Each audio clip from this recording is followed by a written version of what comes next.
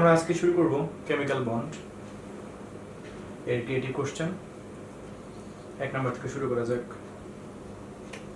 এখানে B C D E চারটা মৌলের অ্যাটমিক নাম্বার দেওয়া আছে 17, 16, 9, 6। আমাকে গ নম্বর কোশ্চেনে বলছে তারা EB4 যৌগটির কোন ধরনের বন্ড বিদ্যমান তা চিত্রসহ ব্যাখ্যা করো।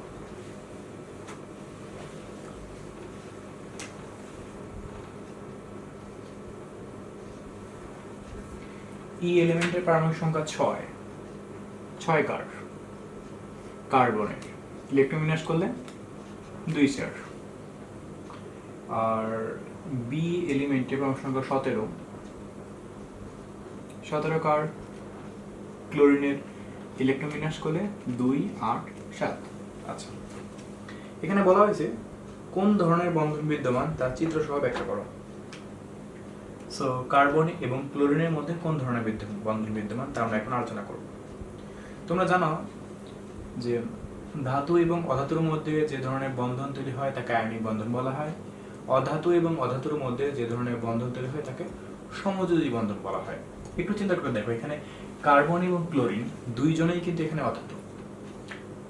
সো তাদের মধ্যে যে বন্ড তৈরি হবে সেটা কি ধরনের বন্ধন হবে? কোভ্যালেন্ট বন্ড হবে, অর্থাৎ সমযোজী বন্ধন হবে। আমরা এখন এদের মধ্যে বন্ড ফর্ম করব এবং করে দেখাবো যে এদের মধ্যে এইভাবে বন্ড ফর্ম করবে এবং তার পিছনে যুক্তিগুলো এরকম। শুরু করা যাক। সো আমরা এটাকে অবশ্যই ডায়াগ্রাম অঙ্কন করব। তোমাকে আমি দুইভাবে দেখাবো, লুইস সিস্টেম এবং ডায়াগ্রাম সিস্টেম। সো প্রথমে কার্বনের কয়টা? 2টা, প্রথম কক্ষপথে 2টা। এরপর এই কক্ষপথে কয়টা? 4টা। 1টা 2টা 3টা 4টা। ক্লোরিনের শেষ কক্ষপথে কয়টা? 7টা।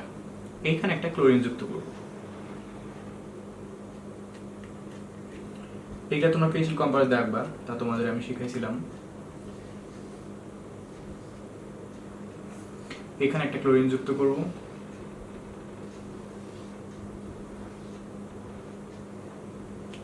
এইখানে একটা ক্লোরিন যুক্ত করব। এন্ড ফাইনালি এখানে একটা ক্লোরিন যুক্ত করব।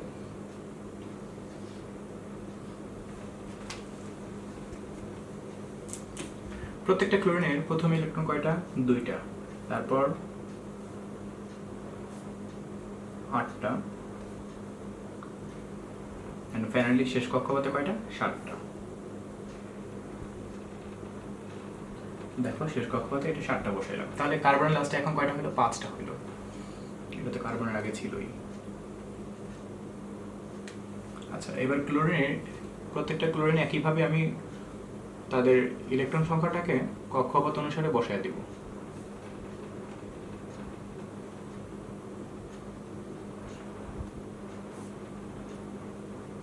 সাতটা।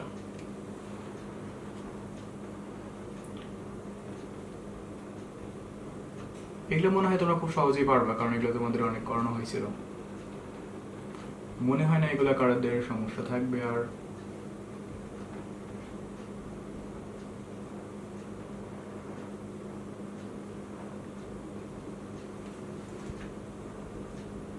প্রথমে 2টা, তারপরে 8টা, তারপর 7টা।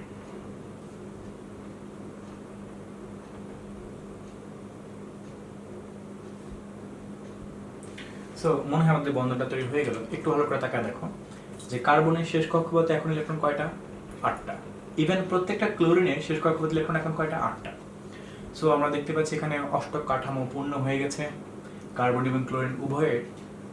সো এখানে আমরা ইলেকট্রনটা মূলত দেখতে পেলাম যে ইলেকট্রনগুলো এখানে কিন্তু শেয়ার করলো। আমরা জানি যে সমযোজী বন্ধনের মাধ্যমে যে যৌগটি গঠিত হয় তাকে কিন্তু কোভ্যালেন্ট কম্পাউন্ড বা সমযোজী যৌগ বলা হয়। সো এখানে কার্বন এবং ক্লোরিন উভয় ইলেকট্রন শেয়ার করছে। এরকমটা না যে কার্বন ইলেকট্রন ত্যাগ করছে অথবা ক্লোরিন ইলেকট্রন ত্যাগ করছে বা গ্রহণ করছে, এর কোনোটাই কিন্তু হয় নাই। অর্থাৎ এখানে ত্যাগ বা গ্রহণ কোনোটাই হয় নাই। এখানে কি ঘটছে? ইলেকট্রন শেয়ার করছে। যেমন একটু তাকায় দেখো যে এই ইলেকট্রনটা কার্বনের আর এই ইলেকট্রনটা ক্লোরিনের। না কার্বন ক্লোরিনকে দিছে, না ক্লোরিন কার্বনের থেকে নিছে, কোনোটাই কিন্তু হয় নাই। সো এখানে পরস্পরের সাথে পরস্পর ইলেকট্রন কি করছে? শেয়ার করেছে। আর শেয়ার করার মাধ্যমে যে প্রকারের বন্ধন তৈরি হয় তাকে কোভ্যালেন্ট বন্ড বলা হয়। এখন এখান থেকে ফাইনাল কম্পাউন্ডটা কি আসবে? দেখতেই পাচ্ছ কার্বন এখানে একটা, ক্লোরিন এখানে 1 2 3 4, চারটা CCl4, যেটার নাম কার্বন টেট্রাক্লোরাইড। কার্বন টেট্রাক্লোরাইড, এটা কারেক্ট নামে ডাকা হয়, তোমরা হয়তো বা জানো, অর্গানিক কেমিস্ট্রি যারা পড়ছো তারা এটা বুঝবা। টেট্রাক্লোরোমিথেন, টেট্রাক্লোরোমিথেন। সো আমি ওদিকে যাচ্ছি না। সো আমি এখানে দেখতে পাচ্ছি যে এখানে কিন্তু সব ক্ষেত্রেই কিন্তু কার্বন এবং ক্লোরিন উভয়ের লাস্টে 8 ইলেকট্রন পূর্ণ হয়েছে।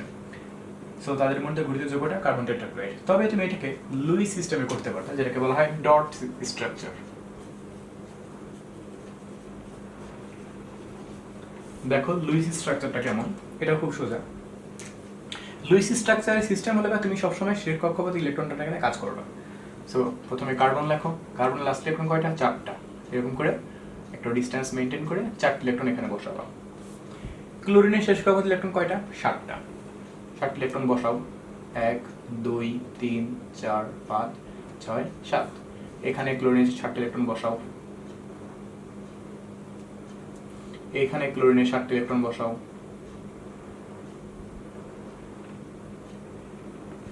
এখানে ক্লোরিনের 7টা ইলেকট্রন বসাও। সব ক্ষেত্রে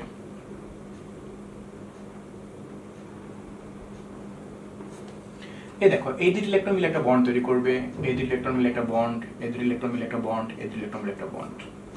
সো CCl4, কার্বন টেট্রাক্লোরাইড। এটা হলো লুইস সিস্টেমে, যেটাকে বলা হয় ডট স্ট্রাকচার, এটাকে বলা হয় ডায়াগ্রাম স্টাইল। অর্থাৎ এখানে তুমি ওই বিভিন্ন কক্ষপথের আকারে তাদের মধ্যে বন্ধন কিভাবে তৈরি হয় তা তোমরা দেখতে পারছো। সো আশা করি আমরা দুইবারই বুঝতে পারছি। তবে তোমাকে একটা সিস্টেম আমি একটু বলে দিই, যে তুমি আগে থেকেই কিভাবে বুঝবা যে তোমার ফিউচার কম্পাউন্ডটা CCl4 বা এরকম কোনো একটা কিছু তৈরি হবে। সহজ একটা কথা, তুমি দেখবা কার্বন এবং ক্লোরিন দুইজনকে আছে পাশাপাশি লিখবে, এরপর তাদের যোজনীগুলোকে তুমি ট্রান্সফার করে ফেলবা। সো কার্বনের যোজনী তুমি অলরেডি জানো 4, এখানে দিবা, আর ক্লোরিনের যোজনী 1 তুমি এখানে দিয়ে দিবা। সো বুঝতেই পারছো, এখানে আমি আগে থেকেই বুঝতে পারছিলাম এখানে কার্বন 1টা হবে, ক্লোরিন 4টা হবে, এবং ফাইনালি সেটাই ঘটছে, এবং তার মাধ্যমে লাস্টে 8টি পূর্ণ হয়ে গেছে। এভাবে তোমরা একটা যৌগ আগে থেকে তৈরি করে নিয়ে তারপরে বিষয়টাকে চিন্তা করে তোমাদের ইমাজিনেশনের সাথে তোমাদের কনসেপ্টটাকে মিলাই ফেললে দেখবে তোমাদের জন্য খুব সোজা হবে বিষয়টা বুঝতে। সো আমার মনে হয় আমরা এই একের এ নাম্বার কোশ্চেনটা বুঝতে পারছি। নেক্সট টাইম আমরা আসবো CD2 যৌগটি স্বাভাবিক নিয়মে গঠিত হলেও CD6 যৌগটি স্বাভাবিক নিয়মে গঠিত হয় না। C যৌগটা আমাদের সালফার আর D যৌগটা আমাদের ফ্লোরিন। দেখা যাক এই সম্পর্কে আমরা কি ব্যাখ্যা দিতে পারি। কেন একজন স্বাভাবিক নিয়মে তৈরি হচ্ছে, কেন একজন স্বাভাবিক নিয়মে তৈরি হচ্ছে না, অথবা স্বাভাবিক নিয়মটাই আসলে কি।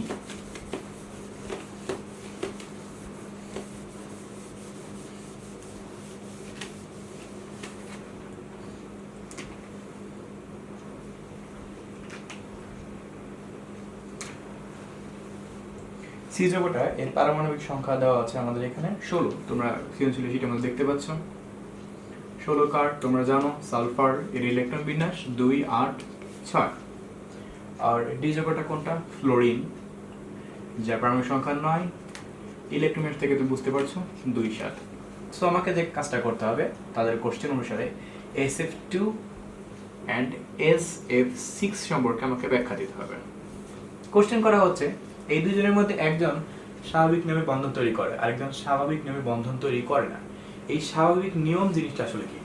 স্বাভাবিক নিয়ম বলতে বোঝানো হচ্ছে যে কমনলি যে সকল যৌগ অষ্টক তত্ত্ব মেনে বন্ধন তৈরি করে, অষ্টক কাঠামো মেনে বন্ধন তৈরি করে, তাদেরকে স্বাভাবিক নিয়মের মধ্যে রাখা হচ্ছে। আর যারা অষ্টক নিয়ম বা অষ্টক তত্ত্বকে অনুসরণ না করে স্টিল বন্ধন তৈরি করতে পারছে, কোনো সমস্যা নেই বন্ধন তৈরি করার জন্য, ওই জিনিসগুলোকে বা ওই যৌগসমূহের বন্ধনগুলোকে আমরা অস্বাভাবিক নিয়ম বলে ডাকছি। আমি আবারও বলতেছি, ব্যাপারটা এরকম না যে পৃথিবীতে যত মৌল আছে তারা সবাই শেষ কক্ষপথে ইলেকট্রন 8টি পূর্ণ করবে।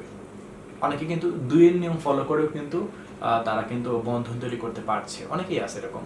তবে খুব কম মৌলই আছে যাদের পারমাণবিক সংখ্যা সচরাচর তোমার 5-এর কম মোস্ট অফ দ্য টাইম, তারাই দেখা যায় কি তোমার 2-এর নিয়মটা most of the time follow করার চেষ্টা করে।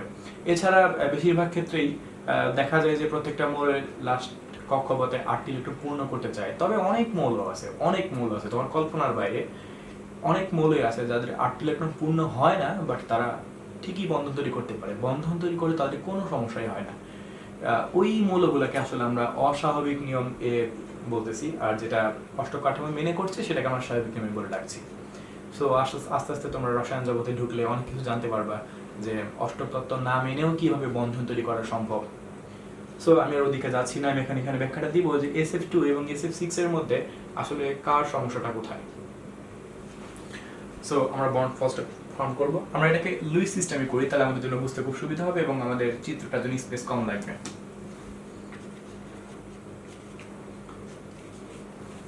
সো লুইস সিস্টেমে যদি আমি করি, সালফার এর ইলেকট্রন লাস্টে কয়টা থাকবে? 6টা। এই যে দেখতে পাচ্ছ শেষ কক্ষপথ ইলেকট্রন কয়টা? 6টা। 1 2 3 4 5 6। মনে মনে ভাবতে পারো এই দুইটাকে জোরে না লেখে দুইটাকে আলাদা করে লিখলাম কেন? বুঝতেই পারছো দুইটা ফ্লোরিন রাখবো এর জন্য। এখানে একটা ফ্লোরিন, এখানে একটা ফ্লোরিন। ফ্লোরিনের শেষ কক্ষপথ ইলেকট্রন কয়টা? 7টা। অনেকে এগুলা ক্রস দ্বারা প্রকাশ করে, কোনো সমস্যা নেই, যেভাবে তোমার খুশি। ডট দ্বারা প্রকাশ করলে বুঝতে আমার মতো সুবিধা হয় বেশি। এখানে একটা বন্ড, এখানে একটা বন্ড। খেয়াল রাখবো অলওয়েজ যে 1 বন্ড ইকুয়াল টু 2 ইলেকট্রন, অর্থাৎ একটা বন্ডের মধ্যে সর্বদা কয়টা ইলেকট্রন থাকে? 2টা ইলেকট্রন থাকে। আর এই পাশেরটা আমি সালফার হেক্সাফ্লোরাইড, এটা আমি করব 6টা। একটা, 2টা, 3টা, 4টা, 5টা, 6টা।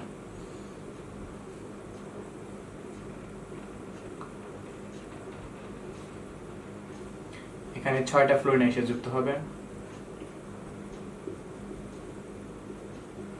এবং প্রত্যেকটা ফ্লোরিনে কিন্তু শেষ কক্ষপথ ইলেকট্রন কয়টা? 7টা। ডট স্ট্রাকচারে করাটা অনেক বেশি স্ট্যান্ডার্ড এবং অনেক দেখতে সুন্দর লাগে। তবে তুমি যদি ডায়াগ্রাম স্টাইলে করো কোনো সমস্যা নেই, অর্থাৎ কক্ষপথের সিস্টেমে তুমি যদি করো এটাকে কোনো সমস্যা নেই। আর ডট স্ট্রাকচারে করে তোমাকে শুধুমাত্র শেষ কক্ষপথ ইলেকট্রনকে নিয়ে কাজ করতে হবে। যদিও যখন বন্ধন তৈরি হয় তখন কিন্তু ভিতরের ইলেকট্রনগুলো কিন্তু আর কোনো কাজে আসে না, আলটিমেটলি সেগুলো নিয়ে আর ডট স্ট্রাকচার আলোচনা না করলেও চলে। আমরা বন্ড ফর্ম করে ফেলবো। এই দুই ইলেকট্রন একটা বন্ড, এই দুই ইলেকট্রন একটা বন্ড, এই দুই ইলেকট্রন একটা বন্ড, এখানে একটা, এখানে একটা, এখানে একটা।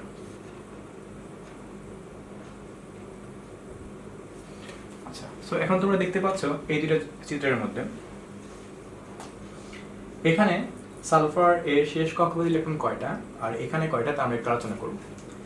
আমি বলছিলাম যে একটা বন্ড ইকুয়াল টু 2টা ইলেকট্রন, সো 2টা বন্ড আছে, সো 4টা ইলেকট্রন আছেই, আরো 2টা 6টা, আরো 2টা 6টা, তাহলে কয়টা? 8টা। তাহলে এখানে ইলেকট্রন কয়টা হলো সালফার শেষে? 8টা। এখানে সালফারের বন্ড কয়টা আছে? কোনো তো ইলেকট্রন মুক্ত নাই, সবগুলাই বন্ড আছে। 1 2 3, একটু বাঁকা হয়েছে।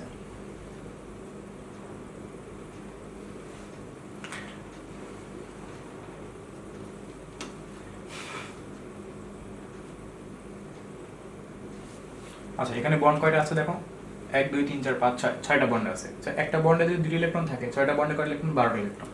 তাহলে এখানে সালফারের শেষ কক্ষপথে আমি আউটার শেল লিখছি। আউটার শেল আর শব্দের অর্থ শেষ কক্ষপথ।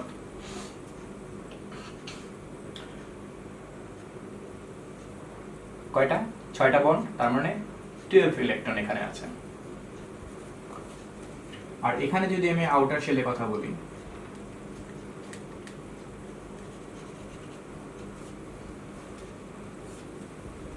সালফারের শেষ কক্ষপথ ইলেকট্রন এখানে আছে 2টা বন্ড, 4টা ইলেকট্রন, আর 2 জোড়া আছে, তার মানে 8টা, 8 ইলেকট্রন।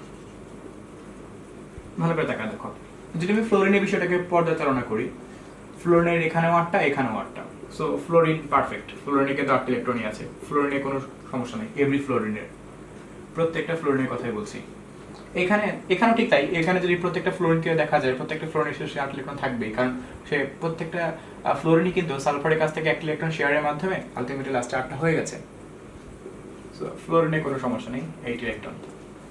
এখানে একটা বিষয় একটু ভালো করে তাকায় দেখো যে কেন একটাকে স্বাভাবিক নিয়মে তৈরি করা বলা হচ্ছে, একটাকে স্বাভাবিক নিয়মে বন্ধন তৈরি হয় নাই, এরকমটা কেন বলা হচ্ছে? তার ফার্স্ট অফ অল কিছু ব্যাখ্যা এরকম যে আমি দেখতে পাচ্ছি সালফার এবং ফ্লোরিন দুইজনেই পারফেক্ট ভাবে 8 ইলেকট্রন পূর্ণ করে তারা বন্ড তৈরি করে ফেলছে। এন্ড ফাইনালি তাদের যৌগটার নাম SF2 সালফার ডাইফ্লোরাইড বা সালফার ফ্লোরাইড, যেটাকে আমরা সিম্পলি বলি। আর এখানে সালফার তার 6টা ইলেকট্রন 6টা ফ্লোরিনের সাথে যুক্ত করার মাধ্যমে যৌগটা তৈরি করেছে। এখানে যৌগটা SF6, যার নাম সালফার হেক্সাফ্লোরাইড। তো বন্ড দুইজনেই তৈরি করে, কোনো সমস্যা নেই। ও বন্ড তৈরি করে, ও বন্ড তৈরি করে, কিন্তু অর বন্ড তৈরি করার মধ্যে পারফেক্ট ভাবে অষ্টক তত্ত্বটা মেনে চলে, অষ্টক কাঠামো সম্পূর্ণরূপে পরিলক্ষিত হয়। কিন্তু SF6 যখন তুমি খেয়াল করে দেখবে, এখানে তুমি দেখো যে সালফারটি কিন্তু লাস্টে 8 ইলেকট্রন পূর্ণ হয় নাই, বরং 12টা হয়ে গেছে। ইভেন ফ্লোরিনের ঠিকই হয়েছে, কিন্তু সালফার এটা পূর্ণ করতে পারে নাই। সো দ্যাটস আমরা বলবো যে SF2 সালফার ডাইফ্লোরাইড স্বাভাবিক নিয়মে বন্ধন তৈরি করে, কিন্তু SF6 সালফার হেক্সাফ্লোরাইড স্বাভাবিক নিয়মে বন্ধন তৈরি করে না। বন্ধন তৈরি করলেও সে স্বাভাবিক নিয়মে তৈরি করে না। কেননা কারণ তার শেষ কক্ষপথ ইলেকট্রন 12টা হয়ে যায়, যা কিনা অষ্টক নিয়মের বিরোধী। সো আশা করি ব্যাপারটাকে আমরা বুঝতে পারছি। এছাড়া আরেকটা স্ট্রং ব্যাখ্যা দেওয়া যায় ব্যাপারটা এরকম, যে এখানে সালফার যখন SF2 তৈরি করে তখন সালফার কিন্তু আসলে দুইটা ফ্লোরিনের সাথে যখন যুক্ত হয় তখন সে তার ডি অরবিটালটাকে ইউজ করে না, সে তার ওই 3p অরবিটালগুলোকে ইউজ করে। আর এখানে যখন সালফারকে এক্সাইটেড করা হয়, তোমরা হয়তো এগুলো দেখছো, তখন সালফার কিন্তু SF6 যখন তৈরি করে তখন সালফার ডি অরবিটালের সাহায্য নিয়ে তারপর এখানে বন্ড তৈরি করে। এগুলো একটু হায়ার লেভেলের ব্যাখ্যা, বিভিন্ন এক্সাইটেড করে বিভিন্ন মৌলগুলো সম্পর্কে অনেক ডিটেলস, অনেক অনেক ব্যাখ্যা দেওয়া যাবে, সারা দিন একটানা ব্যাখ্যা দেওয়া যাবে এই দুজনকে নিয়ে সম্পর্কে তুমি যদি জানতে চাও। কিন্তু সমস্যা হচ্ছে অনেক সময় ব্যাপার, অনেক লার্জ ব্যাখ্যা, আর তোমাদের লেভেলে এতটা নাই। আশা করি ইন্টারমিডিয়েট লেভেলে আসলে অনেক কিছু জানতে পারবা, পুরোটা না তাও অনেক কিছু জানতে পারবা। সো মোটামুটি ব্যাপারটাকে আমরা বুঝতে পারছি। সো এখন আমরা 2 নম্বরটা শুরু করবো। এখানে বলছে এক্স এবং ওয়াই এর মধ্যে গঠিত বন্ধন চিত্র সহ ব্যাখ্যা করো। এক্স ব্যাপারটাতে কি লেখা আছে, একটা ইকুয়েশন তারা করে দেয় নাই, হাইড করে দিয়েছে প্রথম থেকে। এন্ড ওয়াই নিয়ে কাজ করতে হবে, ওয়াই এর মধ্যে আছে 2p4। আচ্ছা, এখন একটু চিন্তা করে দেখো এই বিষয়টাকে তুমি উল্টা করে চিন্তা করবা কিভাবে। এখানে 2p2 আছে, 2p এই অরবিটালের আগে কোনটা আছে, 2s আছে, আর এস ইলেকট্রন কয়টা বসতে পারবে, 2টা। বিষয়টাকে এভাবে করে চিন্তা করে নিবা। 2s এর আগে কোনটা আছে, 1s, এস এ বসতে পারবে 2টা, কারণ 1s তো পূর্ণ না হয়ে কখনো 2s এ যাবে না, 2s কখনো পূর্ণ না হয়ে 2p তে যাবে না, আর 2p তে 2টা দেওয়াই আছে কোশ্চেনের মধ্যে লাস্টে। এখানে ঠিক তাই, 2s2 1s2। সো চিন্তা করে দেখো x মৌলটা কোনটা এবং y মৌলটা কোনটা। x মৌলের পারমাণবিক সংখ্যা হিসাব করে দেখো মোট কয়টা আছে, 6, আর এখানে কত আছে, 8। সো 6 এবং 8 কার্বন এবং অক্সিজেন। সো কার্বন এবং অক্সিজেনের ব্যাপারটা আমাকে কাজ করতে হবে। সো এই মৌলটা কার্বন ইলেকট্রোমিনার যদি করি 2 4 পাবো, আর এটা অক্সিজেন ইলেকট্রোমিনার যদি করি 2 6 পাবো। দেখা যাক আমরা কিভাবে কার্বন এবং অক্সিজেনের মধ্যে যৌগ তৈরি করতে পারি। এটাকে ডট স্ট্রাকচারে করতে পারো অথবা তুমি ডায়াগ্রাম স্ট্রাকচারে করতে পারো, তবে ডায়াগ্রামের থেকে এটাকে ডট স্ট্রাকচার আমার কাছে বেস্ট মনে হয়। সো দেখো কার্বন এর শেষ কক্ষপথ ইলেকট্রন কয়টা আছে, 4টা, 1 2 3 4। আর অক্সিজেনের শেষ ইলেকট্রন কয়টা আছে, 6টা, 1 2 3 4 5 6। এখানেও ঠিক তাই, 1 2 3 4 5 6। এই দুটি ইলেকট্রন মিলে একটা বন্ড, এই দুটি ইলেকট্রন মিলে একটা বন্ড, এখানে একটা বন্ড ফর্ম করবে, এখানে একটা বন্ড ফর্ম করবে। সো আলটিমেটলি কার্বন তার কয়টা বন্ড ফর্ম করলো চতুর্দিকে, 4টা। আর প্রত্যেকটা অক্সিজেন তার কয়টা বন্ড ফর্ম করলো, 2টা। যোগটা ফাইনালি কি পেলাম, CO2 কার্বন ডাই অক্সাইড। এখানে কিন্তু কার্বন কিংবা অক্সিজেন উভয়েরই কিন্তু 8 ইলেকট্রন পূর্ণ হয়েছে। ভালো করে তাকায় দেখো, কার্বন 4টা বন্ড, তোমরা জানো 1 bond equal to 2 electron, 4 bond equal to 4 দুগুণা 8 ইলেকট্রন। আর অক্সিজেনের 2টা মুক্ত জোড় আছে। আর একটা কথা তোমাদের বলি নাই, সেটা হলো যে যদি কোনো বন্ধন গঠন শেষে কোনো ইলেকট্রন অপর কোনো এলিমেন্টের সাথে যুক্ত না হয় বা তারা মুক্ত অবস্থায় থাকে, মানে একাকী থাকে, তখন ওই বন্ডগুলোকে বলা হয় লন পেয়ার ইলেকট্রন বা মুক্ত জোড় ইলেকট্রন। সো এখানে অক্সিজেনের মুক্ত জোড় ইলেকট্রন কয়টা, 4টা, মানে 2 জোড়া। এখানে কয়টা, 4টা, মানে 2 জোড়া। তার মানে মোট অক্সিজেনের কয় জোড়া মুক্ত জোড় ইলেকট্রন কার্বন ডাই অক্সাইডে বিদ্যমান, 4 জোড়া। এই 2 জোড়া, এই 2 জোড়া। ব্যাপারটা কি বুঝতে পারছো? কিন্তু কার্বনের কিন্তু এখানে কোনো লন পেয়ার বা মুক্ত জোড় ইলেকট্রন নাই। এখানে কার্বনের যে কয়টা আছে সবগুলোই বন্ধন জোড় ইলেকট্রন, যেটাকে বলা হয়, দুইটা বিষয় খেয়াল রাখবা। একটা হলো বন্ড পেয়ার, আরেকটা টপিকের নাম হলো লন পেয়ার। বন্ড পেয়ার মানে যেটা বন্ধন অবস্থায় আছে, লন পেয়ার মানে যেটা বন্ধন অবস্থায় নাই, মুক্ত আছে। সো কার্বনের সবগুলোই বন্ড অবস্থায় আছে, তাও আবার কয় জোড়া, 1 জোড়া 2 জোড়া 3 জোড়া 4 জোড়া। কয় জোড়া, 4 জোড়া।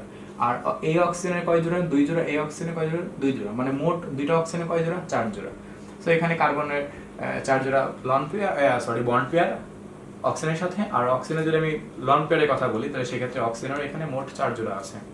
সো আশা করি বন্ড পেয়ার এবং লন পেয়ার বুঝতে পারছো, অর্থাৎ বন্ধন জোড়, মুক্ত জোড়। যারা বন্ড তৈরি করে নাই তারা মুক্ত জোড়, যারা বন্ড তৈরি করে আছে তারা বন্ধন জোড়। সো আশা করি কনসেপ্টটা আমাদের কাছে ক্লিয়ার হয়ে গেল। সো এটা আমাদের কার্বন ডাই অক্সাইডের বন্ধন তৈরি করা গঠন। তুমি ব্যাখ্যা দিবে। এখানে আমরা দেখতে পাচ্ছি কার্বন এবং অক্সিজেন উভয় অধাতু। সো অধাতু সমূহের মধ্যে যে ধরনের বন্ধন তৈরি হয় তাকে সমযোজী বন্ধন বলা হয়।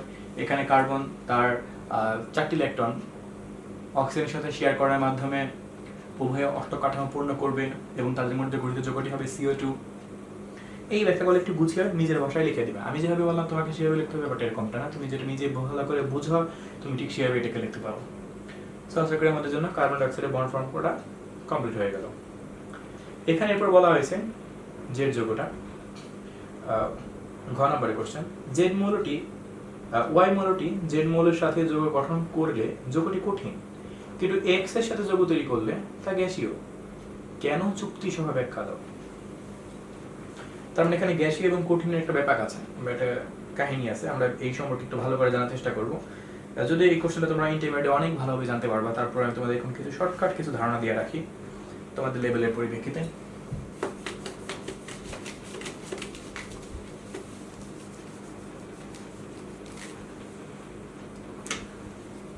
সো তুমি বুঝতে পারছিলা?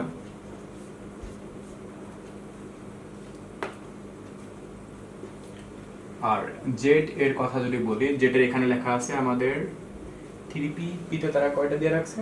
4 থেকে 2 বিয়োগ করলে 2 হবে।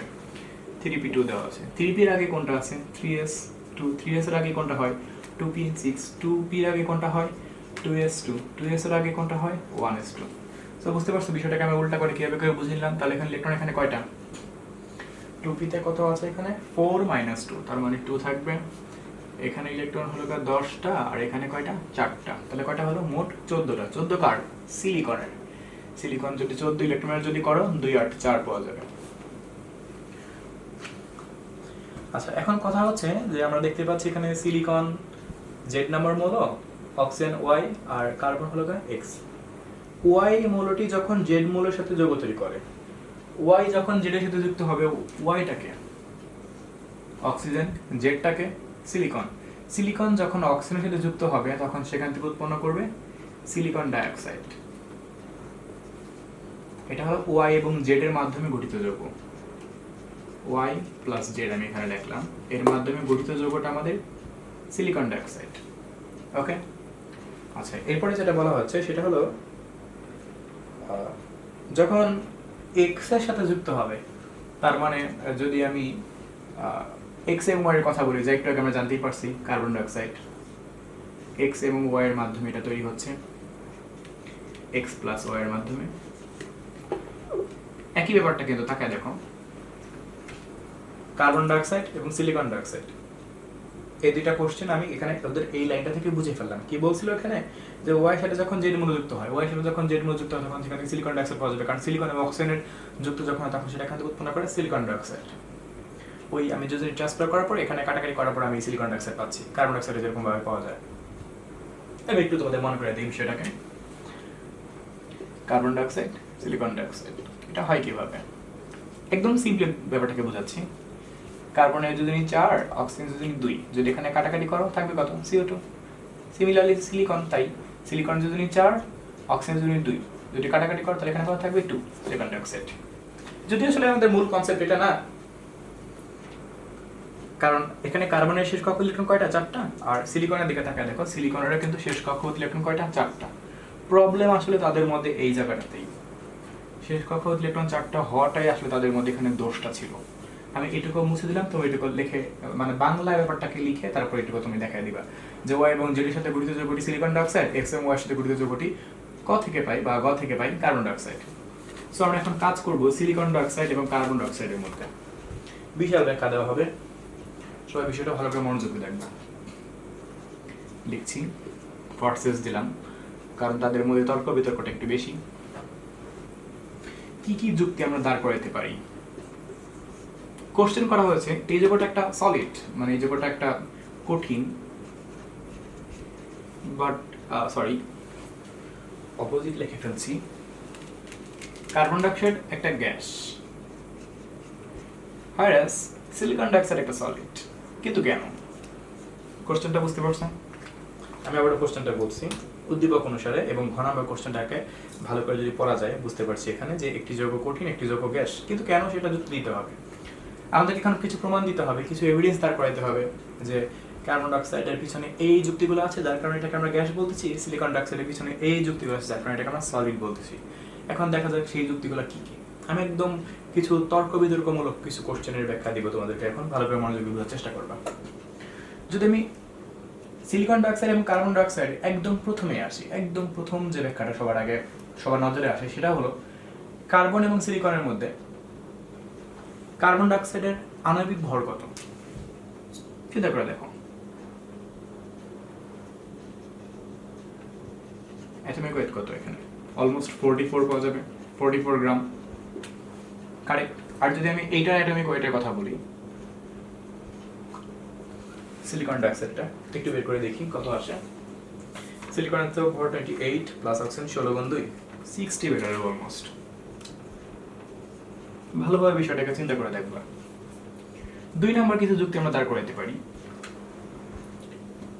কার্বন এবং সিলিকনের মধ্যে একটু দেখা দেখো, এখানে কার্বনের কক্ষপথ সংখ্যা কয়টা? 2টা। সিলিকনের কক্ষপথ সংখ্যা কয়টা? 4টা, সরি 3টা। কার্বনের কক্ষপথ সংখ্যা 2টা আর সিলিকনের কক্ষপথ সংখ্যা 3টা। তার মানে অবশ্যই কার্বন অপেক্ষা সিলিকন কিন্তু লার্জ অ্যাটম। কার্বন অপেক্ষা সিলিকন কিন্তু অনেক বড়। আমি বলবো না যে খুব বড়, কিন্তু তুলনামূলক আলোচনা করতে গেলে কার্বন অপেক্ষা সিলিকন কিন্তু বেশ বড়।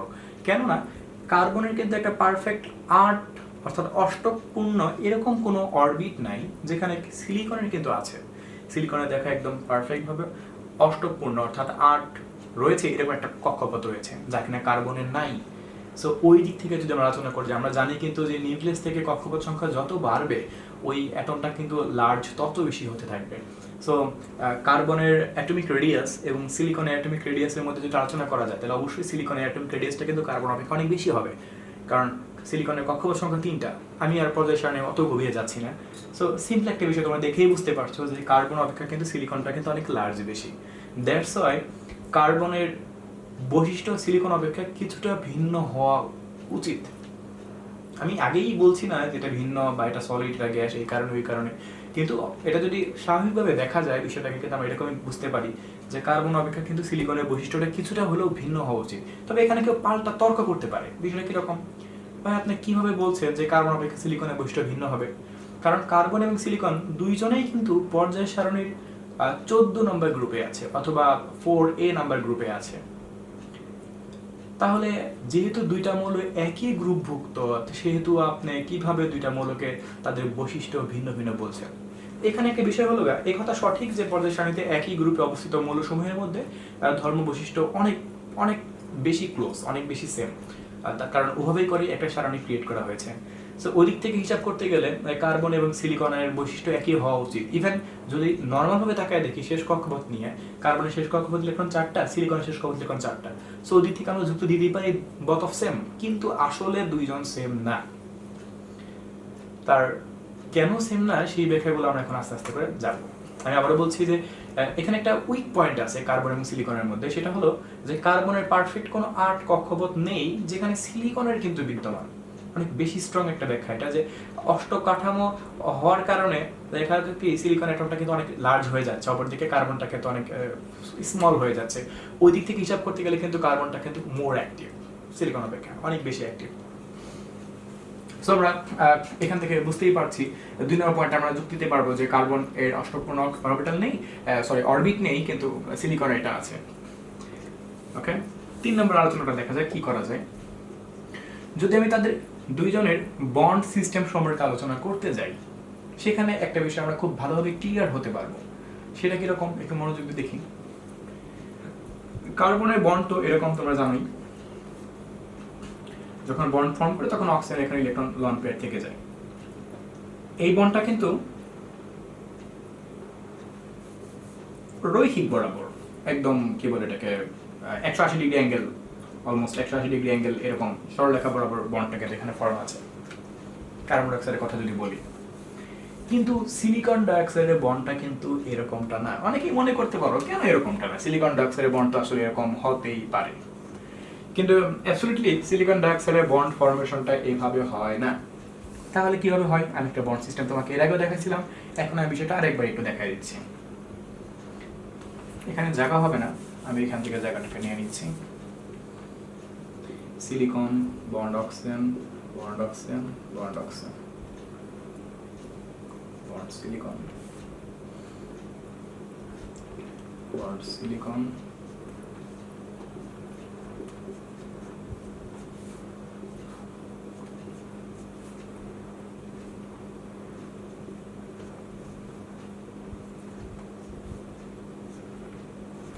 একটা পাজেলের মতো ব্যাপারটা হয়ে গেল।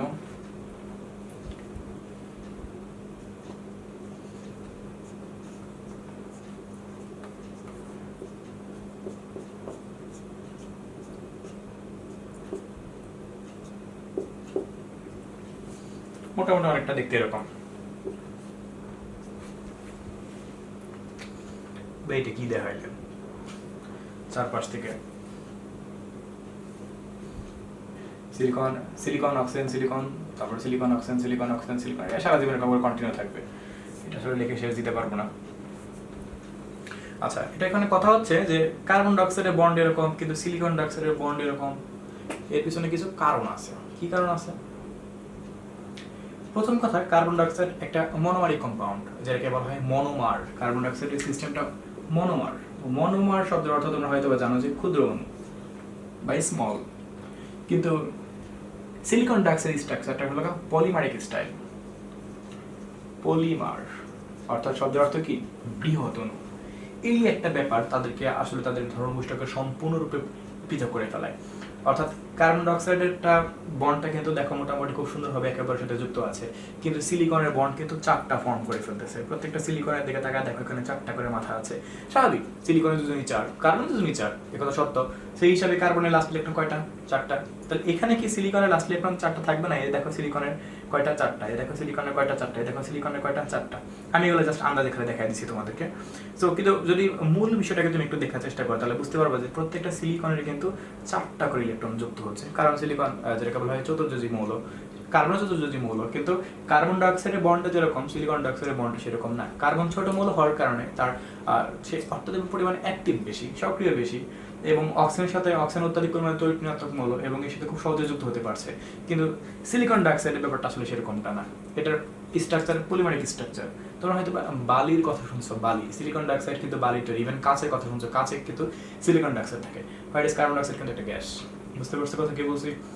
এছাড়া আরো অনেক বৈশিষ্ট্য আছে। এখানে পাই বন্ড সিগমা বন্ড হচ্ছে, এখানে পাই বন্ড সিগমা বন্ড হচ্ছে না। আরেকটা ব্যাপার হলো যে কার্বন ডাইঅক্সাইড যখন তৈরি হয় তখন কার্বনের তো কোনো অবশ্যই ডি অরবিটাল নাই।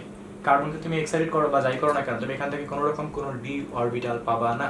কিন্তু সিলিকনকে কিন্তু থেকে তুমি কিন্তু ডি অরবিটাল পাবা। সিলিকনের দিকে তাকায় দেখো এখানে কিন্তু যদি তুমি এক্সাইটেড করে ফেলো এটাকে, তাহলে কিন্তু ইলেকট্রনটা কিন্তু এটা দিতে যেতে পারবে। সো আমি ওদিকে আর যাচ্ছি না, একটু হাই লেভেলের ব্যাখ্যা হয়ে যাচ্ছে। এই বিষয়টাকে অনেক ভালোভাবে বোঝা যায় যদি তোমাকে হাইব্রিডাইজেশন সম্পর্কে আমি ব্যাখ্যাটা দিই, কিন্তু হাইব্রিডাইজেশন কনসেপ্টটা তোমাদের লেভেলে টোটালি নাই। সো আমি তোমাকে এখন ওই ব্যাখ্যাটা দিতে পারছি না।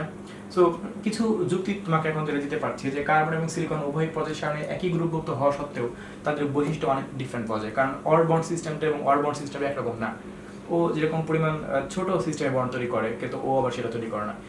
কার্বন এবং সিলিকন দুইজনেই লাস্টে 8টি পূর্ণ করছে, কিন্তু এখানে কিন্তু সেটা কিন্তু আসলে হচ্ছে না। সরি, 4টা বন্ড তৈরি করতেছে, কিন্তু এখানে কিন্তু আসলে দেখো বন্ডটা কত বড়। এটা কিন্তু আরো অনেক কিছু লেখা যাবে, আরো অনেক কিছু লিখতে পারবো, লিখে শেষ করা যাবে না এটা। সো বুঝতেই পারছো, এই সকল বৈশিষ্ট্যগুলোর কারণে আমরা বলবো যে কার্বন ডাইঅক্সাইড একটা গ্যাস আর সিলিকন ডাইঅক্সাইড একটা সলিড। আর এখানে কিন্তু বন্ডটা কিন্তু মোটামুটি অনেক স্ট্রং বন্ড, কারণ এখানে দুইটা বন্ড আছে। তবে এই দুইটা বন্ডের মধ্যে একটা বন্ড সিগমা বন্ড, একটা বন্ড পাই বন্ড, এই জন্য তাদের বন্ড অনেক বেশি স্ট্রং। এখানে আবার ঠিক সেটা না। এখানে দুইটা পি অরবিটাল অর্থাৎ 2p এবং 2p অরবিটালের মধ্যে এখানে হাইব্রিডাইজেশনটা ঘটেছে, sp2 হাইব্রিডাইজেশন, আর এখানে ঘটেছে sp3 হাইব্রিডাইজেশন। কিন্তু হাইব্রিডাইজেশন তোমরা এখন বুঝবা না এটা বললেও। অনেকগুলো যুক্তি দাঁড় করানো যায়। আপাতত তোমাদের লেভেলের জন্য এই 3-4টা যুক্তি তোমরা যদি একটু গুছিয়ে লিখতে পারো এই স্ট্রাকচারটা এঁকে, তাহলে তোমাদের জন্য না। এরপর আমরা আসবো 3 নাম্বারটাতে।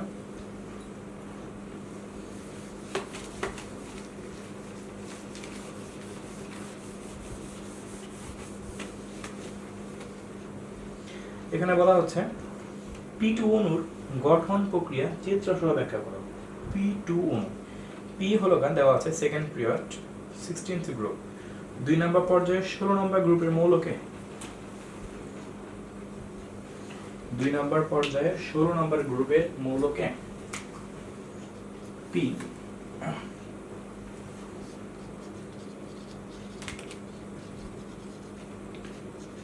16th গ্রুপ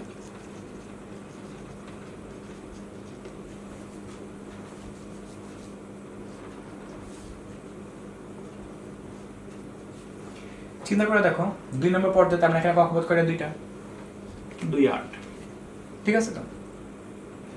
16 নম্বর গ্রুপ, তাহলে কি এখানে 8 লেখা যাবে না, 6 লিখতে হবে। এইভাবে একটু চিন্তা করে নিবা। যদি বলতো 3 নম্বর পর্যায়ে চোখটা বন্ধ করে এরকম করে লিখে ফেলা, এটা তারপরে তুমি দেখবা যে কতগুলো নম্বর গ্রুপ আছে, এর উপর ভিত্তি করে এই সংখ্যাটাকে তুমি চেঞ্জ করে ফেলবা। 15 থাকলে 5, 13 থাকলে 3। তবে সাবধান, এই সিস্টেমে তুমি কিন্তু শুধুমাত্র 1 থেকে 20 পর্যন্ত করতে পারবা। 20-এর উপরে যদি কোনো মৌল দেওয়া থাকে তখন কিন্তু তোমাকে ওই আধুনিক ইলেকট্রন বিন্যাস SPDF এর মাধ্যমে তোমাকে কিন্তু করতে হবে। সো এটা বুঝে কাজ করবা। স্বাভাবিক ওটা হলো 4 নাম্বার পর্যায় থেকে মূলত এটা হয়। 4 নাম্বার পর্যায়ে 20-এর মৌলগুলোর উপরে যে মৌলগুলো পাবো ওখান থেকে, যাই হোক পারা যাবে এটা। সো 2 6 কার ইলেকট্রন বিন্যাস অক্সিজেন। ওকে, এরপরে কি দেখতে পাচ্ছি এখানে, ও এটাই কথা বলছে যে অক্সিজেনের অণুর গঠন প্রক্রিয়া ব্যাখ্যা করো। P2 অর্থাৎ কি O2, অক্সিজেন 2টা মলিকুল, যেটাকে আমরা বলতে পারি অক্সিজেনের অণুর গঠন। অক্সিজেনের অণুর গঠন প্রক্রিয়া আমাকে ব্যাখ্যা করতে হবে। তার মানে অক্সিজেন অক্সিজেনের সাথে যুক্ত হবে, এটাকে বলা হয় সেলফ বন্ডিং। অক্সিজেন নিজের সাথে নিজেই যুক্ত হবে। সো অক্সিজেনের ইলেকট্রন থেকে তোমরা দেখতেই পাচ্ছ শেষ কক্ষপথ ইলেকট্রন কয়টা, 6টা। অক্সিজেন লেখো, ইলেকট্রন শেষে 6টা লেখো, 1 2 3 4 5 6। ওকে, আরেকটা অক্সিজেন লেখো, কারণ যেহেতু 2টা অক্সিজেনের মধ্যে কাজ করব। 1 2 3 4 5 6। সো এই একটা বন্ড, এই একটা বন্ড। আশা করি ব্যাপারটাকে বুঝতে পারছো। একটু দেখা দেখো, যখন এখানে বন্ডটা ফর্ম হচ্ছে, আমি কিন্তু সবগুলো বন্ডই লুইস ফর্মে করতেছি। লুইস ডট স্ট্রাকচারে তোমাদের আমি বন্ডগুলো করে দেখাচ্ছি। তোমরা চাইলে এটাকে ডায়াগ্রামের মতো করে অরবিটগুলো দেখা করতে পারো। তো এখানে অক্সিজেনের শেষ কক্ষপথে, এই অক্সিজেনের শেষ কক্ষপথে এখন কয়টা, 4টা, আর 2টা বন্ড, তার মানে কয়টা, 4টা 8টা। এখানেও ঠিক তাই, 4টা 4টা 8টা। তাহলে এখানে দুজনে কিন্তু অষ্টক পূর্ণ করেছে, 2টা অক্সিজেন পরস্পরের সাথে পরস্পর যুক্ত হয়েছে। এই বন্ডগুলোকে কিন্তু সেলফ বন্ডিং বলা হয়, নিজের সাথে নিজে যুক্ত হওয়া। এই সেলফ বন্ডিং থেকেই ক্যাটিনেশন প্রপার্টিসের ধারণাটা আসে। ক্যাটিনেশন, ক্যাটিনা শব্দের অর্থ শিকল। তোমরা হয়তো অর্গানিক কেমিস্ট্রি পড়ার সময় ক্যাটিনেশন বা শিকল সম্পর্কে অনেক কিছু জানতে পারছিলাম, কিন্তু অক্সিজেনের কার্বনের মতো অতটা ক্ষমতা নাই যে লংগেস্ট চেইন ফর্ম করবে, এরকম ক্ষমতা অক্সিজেনের নাই। সো এটা হলো আমাদের অক্সিজেন অণুর গঠন, যেটাকে বলা হয় O2 স্ট্রাকচার। এটা কিন্তু একটা কোভ্যালেন্ট বন্ড, সমযোজী বন্ধন। তারা নিজের সাথে পরস্পরের সাথে সমযোজী বন্ধনে যুক্ত হয়েছে। সাধারণত সেলফ বন্ডিং যারা ফর্ম করে তারা কিন্তু আসলে ইলেকট্রন কি বলে এটাকে আদান প্রদান এর মাধ্যমে বন্ধন তৈরি করে না, সাধারণত এটা করে না। সো বুঝতেই পারছো। আর এই অণুর গঠন সম্পর্কে বেশিরভাগ সময় পরীক্ষার মধ্যে আমি কয়েকটা মৌল লিখে দিই, এদের মধ্যে থেকে দেখবা যে পরীক্ষার মধ্যে আসছে nitrogen, hydrogen, oxygen, chlorine, fluorine, bromine, iodine. মৌলিক গ্যাস যেগুলো আছে, এই মৌলিক গ্যাসগুলো নিয়ে সাধারণত পরীক্ষার মধ্যে যদি অণুর গঠন ব্যাপারটা আসে তাহলে করতে পারো। আমি এখানে অক্সিজেনটা ব্যাখ্যা দিছি। তুমি যে কাজটা করবা, তোমার নোট খাতার মধ্যে তুমি এই বাকি যে 1 2 3 4 5 6টা থাকলো, এই 6টারও অণুর গঠনটা এঁকে রাখবা। আমি নেক্সট তোমাদের কাছ থেকে এটা দেখবো, অবশ্যই করে রাখো, কারণ এটা কিন্তু পরীক্ষার মধ্যে যে কোনো একটা আসতে পারে। খুব কম আসে এই কোশ্চেনটা, তারপর জেনে রাখতে তো কোনো সমস্যা নেই। আমি আবারও বলছি, এখানে অক্সিজেনটা আমি করে দিলাম, বাকি 6টা তুমি ইলেকট্রন বিন্যাস করে তারপরে তাদের মধ্যে অন্য গঠন প্রক্রিয়াটা ডায়াগ্রাম বা ডট স্ট্রাকচার যেভাবে পারো করো, করে আমাকে দেখাবা। ওকে, এরপর এখানে কথা হচ্ছে যে উদ্দীপকের কোন মৌলের একাধিক যোজ্যতা ইলেকট্রন রয়েছে এবং কেন, যুক্তি সহ উদাহরণ দাও। উদাহরণও দিতে হবে। আচ্ছা, পি মৌলটা আমরা দেখতে পাচ্ছি, কিউ মৌলটা 3rd period 15th group.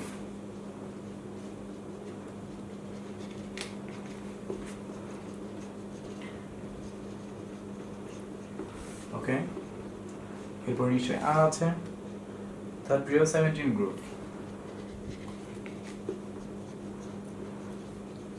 Okay, so P মৌলটা 2nd পিরিয়ড 16 নম্বর গ্রুপে আছে। সো ইলেকট্রন বিন্যাস যদি একটু ভালো করে তাকায় দেখো, সো এটাকে আমরা 2 6 লিখতে পারবো, আর এটাকে আমরা 2 8 5 লিখতে পারছি, কারণ 3 নম্বর পর্যায়ে 15 নম্বর গ্রুপ, এটা 3 নম্বর পর্যায়ে 17 নম্বর গ্রুপ, তার মানে 2 8 7 হবে। ইলেকট্রন বিন্যাস থেকে বুঝতে পারছি যে পি মৌলটা অ্যাকচুয়ালি অক্সিজেন, কিউ মৌলটা ফসফরাস, আর মৌলটা ক্লোরিন। আচ্ছা, এখন যে কাজটা করতে হবে, এদের মধ্যে কোন মৌলের একাধিক যোজ্যত ইলেকট্রন রয়েছে এবং কেন? এইখানকার কোশ্চেনে ব্যাখ্যাটা হিসাবে আমি তোমাকে যুক্তিটা দিব কিউ মৌল সম্পর্কে, ফসফরাস সম্পর্কে। তবে তোমাদের আমি আগেই বলে রাখছি, এই কথা সত্যি যে ফসফরাস এর একাধিক যোজ্যত ইলেকট্রন রয়েছে, কিন্তু ক্লোরিনেরও কিন্তু আছে। ক্লোরিনেরও একাধিক যোজ্যত ইলেকট্রন আছে। ক্লোরিনও অনেক যৌগ আছে যার সাথে তার বিভিন্ন যোজনী মাধ্যমে যুক্ত হতে পারে, কিন্তু ক্লোরিন সম্পর্কে তোমাদের এই লেভেলে ব্যাখ্যাটা দেওয়া কোনোভাবেই ঠিক হবে না। এই জন্য আমি ক্লোরিন সম্পর্কে ব্যাপারটি স্কিপ করে তোমাদের শুধুমাত্র কিউ মৌল সম্পর্কে এখন এখানে আলোচনা করব, যে উদ্দীপকের কোন মৌলের একাধিক যোজ্যতা ইলেকট্রন রয়েছে এবং কেন। সো ফসফরাসের একাধিক যোজ্যতা ইলেকট্রন রয়েছে, তোমাদের লেভেলের পরিপ্রেক্ষিতে এটা পারফেক্ট হবে। সো এর সম্পর্কে আলোচনা করা যাক, দেখা যাক কি কি ব্যাখ্যা আমরা দিতে পারি। ফসফরাসকে পুরো নম্বর মৌল ইলেকট্রনটা একটু পড়ো। 1s2 2s2 2p6 3s2 3p3। তোমাকে এটা জানো যে পি অরবিটালটাকে কিন্তু যখন এটাকে আমি ভেঙে দিব 1s2 2s2 2p6 এক্সাইটেড করছি আমি 3px 3py 3pz, তিনটে ইলেকট্রন 1 1 1। সো এখানে তিনটা বিজোড় ইলেকট্রন আছে, দ্যাটস ওয়াই এর যোজ্যত ইলেকট্রন কয়টা? তিনটা। এন্ড ফাইনালি যখন এটাকে এক্সাইটেড করব for the second time 1s2 2s2 2p6 3s1 3px1 3py1 3pz1 3dxy1। সেখানে বিজোড় ইলেকট্রন কয়টা পাইলাম? দেখো 5টা পাইলাম। যোজ্যত ইলেকট্রন এখানে কত? 5। এখানে একটা কথা বলে রাখছি যে অ্যাকচুয়ালি তোমাদেরকে যখন তোমরা হায়ার লেভেলে উঠবে তখন তোমাদের আমি এই ব্যাখ্যাটা দিব যে গ্রাউন্ড স্টেট কি, এক্সাইটেড স্টেট কি। সো এই জন্য আমি তোমাকে ব্যাখ্যাটা এখন একদম সিম্পলি দিচ্ছি, ওই ব্যাখ্যাগুলো এখন দিচ্ছি না। গ্রাউন্ড স্টেট বা এক্সাইটেড স্টেট সম্পর্কে ওগুলো সম্পর্কে বুঝতে হলে তোমাদের এখন মাথা ঘুরে যেতে পারে।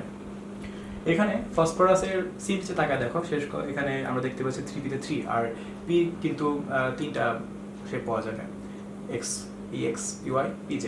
সো সেটাকে ভেঙে দিলাম 3px1 3py1 3pz1। এখানে মুক্ত ইলেকট্রন মানে কি বলা হয়? বিজোড় ইলেকট্রন কয়টা এখানে আছে? তিনটা। কোন একটা মৌলকে এক্সাইটেড করলে তার শেষ কক্ষপথে যতগুলো বিজোড় ইলেকট্রন পাওয়া যাবে তাকে ওই মৌলের যোজ্যত ইলেকট্রন বলা হবে। এক্সাইটেড করলাম, এক্সাইটেড করার পর আমরা এখান থেকে তিনটা বিজোড় ইলেকট্রন পাচ্ছি, দ্যাটস ওয়াই এটাকে আমরা বলতে পারবো অযোজ্যত ইলেকট্রন কয়টা? তিনটা। যখন সেকেন্ড টাইম এক্সাইটেড করলাম তখন দেখতে পাচ্ছি কিন্তু এইটা কিন্তু ভেঙে গেছে। এটা যখন ভেঙে গেছে তখন কিন্তু দুইটা নতুন করে যুক্ত হয়েছে, তার মানে মোট হয়েছে কয়টা? 5টা। যদি কিছু উদাহরণের কথা বলা হয় এখান থেকে, বেস্ট এক্সাম্পলটা আসলে কি হবে? বেস্ট এক্সাম্পল হিসেবে তুমি এখানে PCl3 বা PCl5 এর কথাটা বলতে পারো, এটা পারফেক্ট। এখানে ফসফরাস তার যোজনী 300 করেছে আর এখানে তার যোজনী তুমি দেখতেই পাচ্ছ 500 করেছে। আশা করি বিষয়টা তোমরা বুঝতে পারছো। এক্সাইটেড করে ব্যাখ্যাটা দিবা। এখানে কিন্তু তোমাদের ফসফরাসের পরিবর্তে যদি উদ্দীপকের মধ্যে সালফার থাকতো তাহলে তোমাকে কিন্তু সালফার সম্পর্কে ব্যাখ্যাটা তোমাকে দিতে কিন্তু হতোই, কেননা সালফার থেকে কিন্তু 2 4 6 তিনটা ভাবে এটাকে প্রমাণ করা যায়।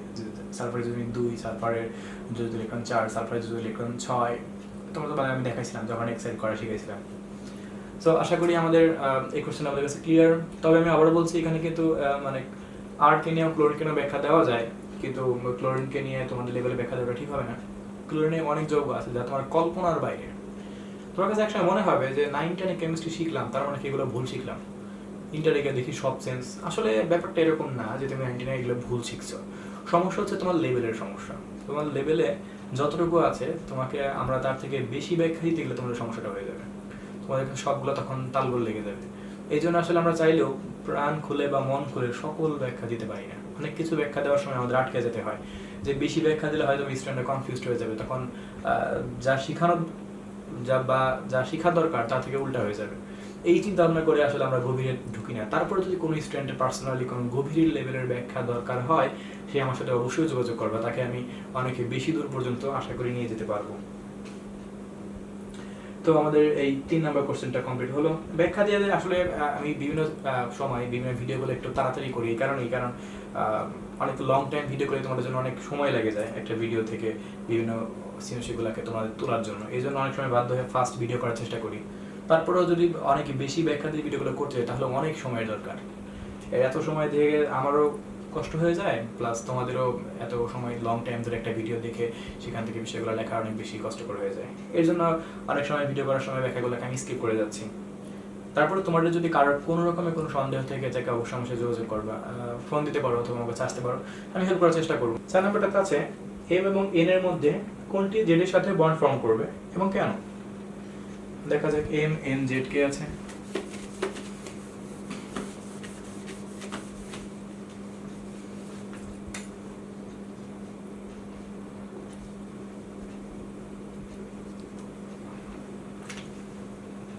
Third period, 13th group.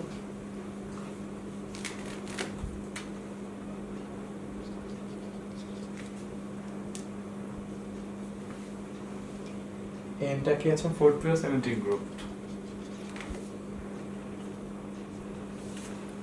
Z আছে 3rd period, 18th group.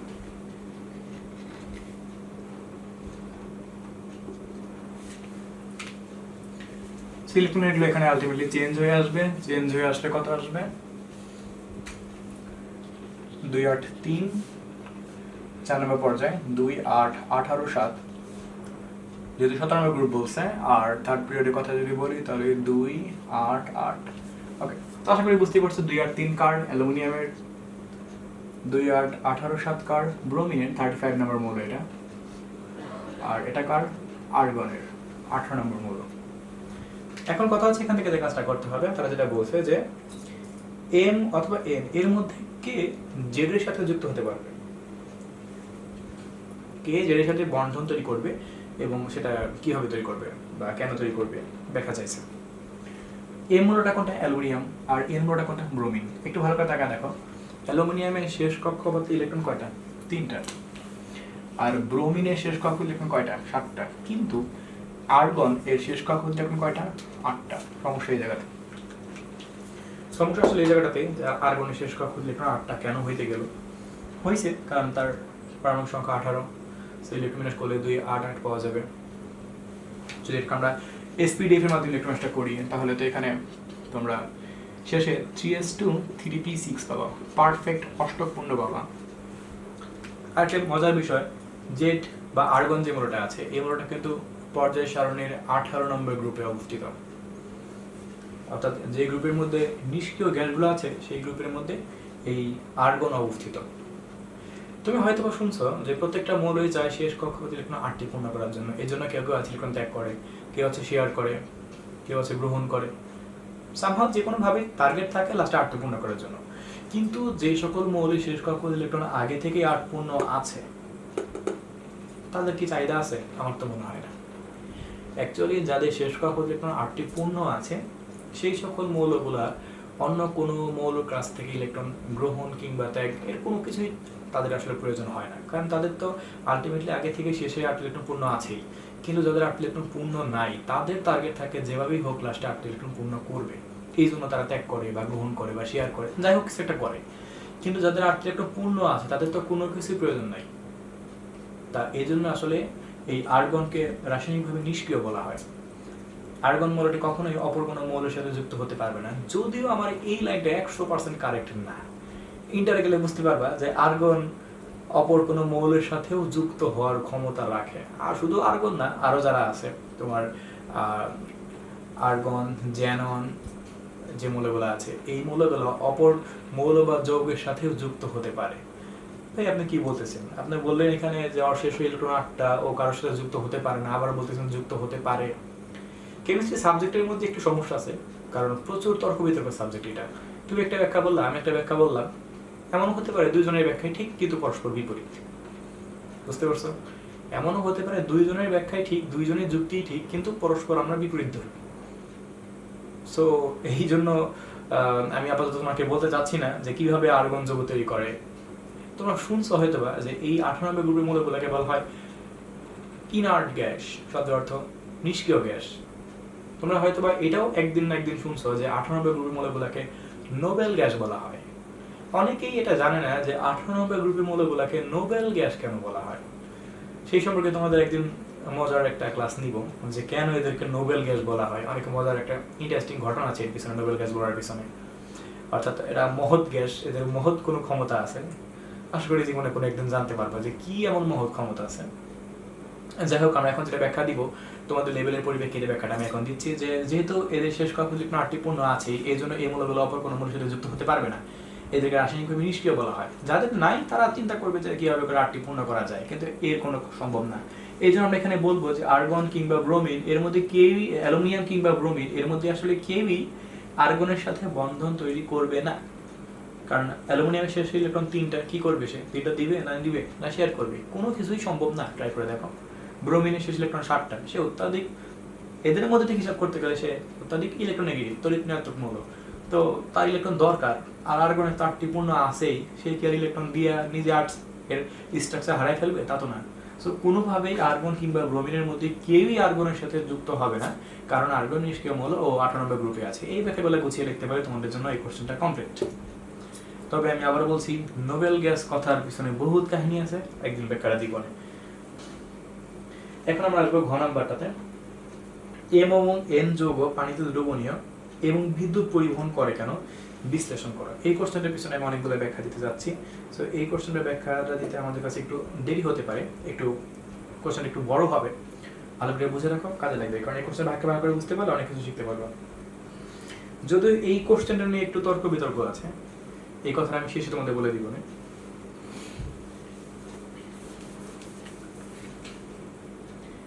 M এবং এন যৌগ, এম কোনটা? অ্যালুমিনিয়াম, আর এন কোনটা? ব্রোমিন। অ্যালুমিনিয়াম এবং ব্রোমিনের মধ্যে আমরা যৌগ তৈরি করব।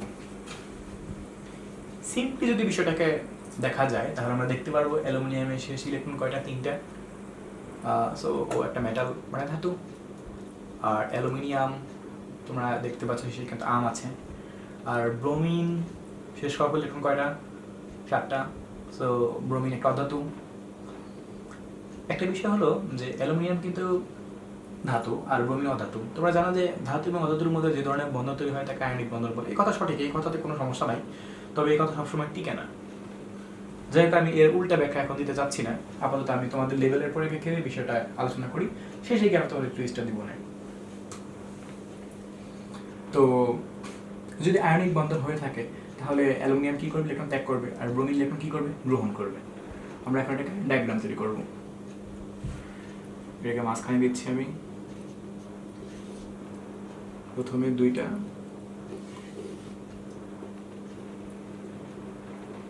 এই কোশ্চেনটার ব্যাখ্যা কিন্তু অনেক বড় হবে, তোমার সবটুকু তুলে রাখবা। যদি এটা একসাথে তোমাদের পুরোটা আসবে না পরীক্ষা, আমাদের পার্ট পার্ট করে আসবে, কিন্তু ব্যাখ্যাটা জানা তোমাদের খুব জরুরি। এটা আমাদের অ্যালুমিনিয়াম, ব্রোমিন বড় মৌল,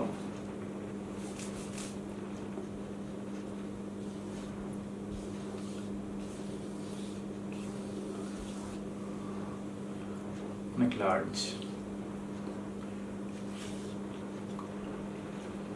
তোমরা এই চিত্রগুলো 2বার আঁকবা, আমি একবার এঁকে 2বারে কাজ করে ফেলবো। 2, তারপরে 8,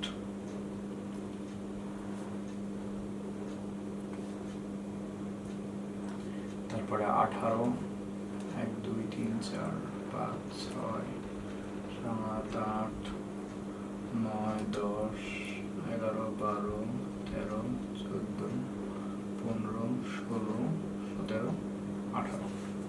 ওকে। আর ব্রোমিনে কয়টা লাস্ট টাইম?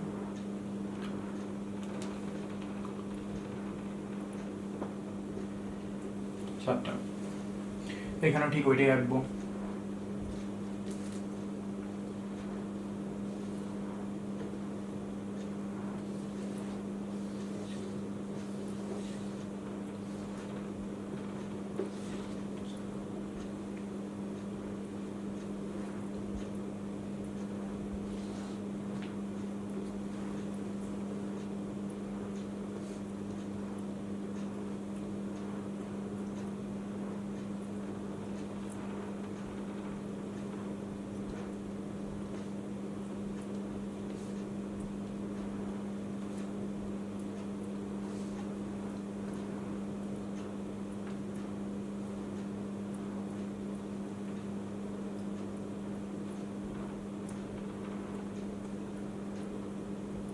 1 2 3 4 5 6 1 2 3 4 5 6 7 8 9 8 18টা, ঠিক আছে। আর এখানে লাস্ট ইলেকট্রন কয়টা? 7টা।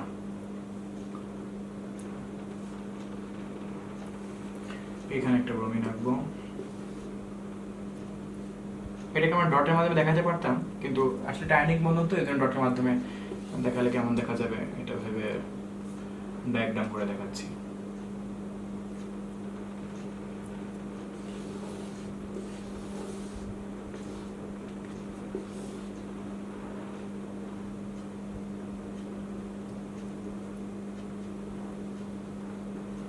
সাতটা।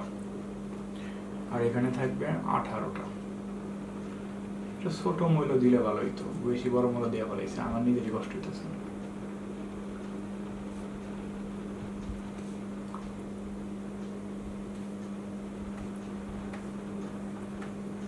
ডটগুলো তোমরা দেখতে পারবা কিনা, তোমরা এগুলো ডটগুলো মনে হয় নিজেরাই বসাতে পারবা। 1 2 3 4 5 6 7 8 9।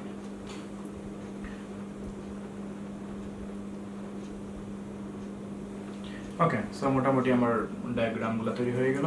এখন যে কাজটা করব, তোমরা জানা যায় যেহেতু ধাতু এবং আলোতের মধ্যে আয়নিক বন্ধন তৈরি হবে, তার মানে কি করবে, এই একটা ইলেকট্রন অ্যালুমিনিয়াম এই পাশে পাস করবে, সিমিলারলি এই একটা ইলেকট্রন এই পাশে পাস করবে, এই একটা ইলেকট্রন এই পাশে পাস করবে। এতে করে দেখা যাবে কি প্রত্যেকটা ব্রোমিনের কিন্তু শেষে 8-7টা করে ছিল, একটা করে সে পাবে। এতে করে সে কিন্তু লাস্টে 8টা ইলেকট্রন পূর্ণ করতে পারবে। এই ব্রোমিনে এই ব্রোমিনে এই ব্রোমিন লাস্টে 8টি পূর্ণ হবে। ইভেন অ্যালুমিনিয়ামের শেষে যে অতিরিক্ত 3টা ছিল, সেই 3টা যখন ত্যাগ করবে তখন কিন্তু অ্যালুমিনিয়ামের কিন্তু শেষ কক্ষপথে 8টি ইলেকট্রন পূর্ণ হবে। এই চিত্রটা পুরো তোমরা আঁকবা। আঁকার পরে তোমাকে আবারও এই 4টা চিত্র আঁকতে হবে। আঁকার পরে তখন শুধু এই কক্ষপথটা তোমরা দিবা না, এই আর এগুলো থাকবে না। তখন সেকেন্ড টাইম যখন চিত্র আঁকবা তার অবস্থাটা কেমন হবে আমি তা দেখাচ্ছি।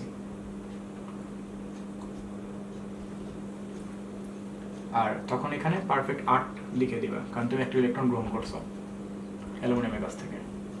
সো পারফেক্ট ভাবে সবগুলা ফুলফিল হয়ে যাবে। এখন অ্যালুমিনিয়াম কি করলো, 3 ইলেকট্রন ত্যাগ করলো, এই জন্য এই উপরে 3+ লাগবে। এই ব্রোমিন একটা গ্রহণ করছে, এখানে একটা মাইনাস দিবা, এইখানে একটা মাইনাস দিবা, আর এইখানে একটা মাইনাস দিবা। সো যোগটা কি হলো তাহলে, AlBr3, অ্যালুমিনিয়াম ট্রাইব্রোমাইড। অর্থাৎ অ্যালুমিনিয়াম 3টা ব্রোমিনের সাথে আয়নিক বন্ধনের মাধ্যমে AlBr3 তৈরি করলো, অ্যালুমিনিয়াম ব্রোমাইড উৎপন্ন করলো। আশা করি বিষয়টা তোমরা বুঝতে পারছো। তোমরা এগুলো তোমাদের দেখে করানো হয়েছে। উভয়ই লাস্টে 8টি ইলেকট্রন পূর্ণ হয়ে গেছে এবং দুইজনে অষ্ট কাঠামো পূর্ণ করার মাধ্যমে আয়নিক বন্ধন তৈরি করেছে। এটা একটা আয়নিক যৌগ। এখানে তার জিজ্ঞাসা করছে সেটা হলো এম এবং এন যৌগের পানিতে দ্রবণীয়তা এবং বিদ্যুৎ পরিবহন করে কেন, তার ব্যাখ্যা করো। সো তোমরা হয়তো জানো যে আয়নিক যৌগসমূহ পানিতে দ্রবণীয় হয়, ইভেন আয়নিক যৌগসমূহ বিদ্যুৎ পরিবহন করে, কিন্তু এইটা কেন করে তার ব্যাখ্যা তোমাদের কিন্তু এর আগে কিন্তু আমি দিই নাই। সো আজকে তোমাদের এই ব্যাখ্যাটা দিব যে কেন আয়নিক যৌগ বিদ্যুৎ পরিবহন করে বা কেন আয়নিক যৌগ পানিতে দ্রবীভূত হতে পারে, সেই ব্যাখ্যাগুলো আমরা একটু জানবো। সো দেখা যাক, সামনে আগানো যাক।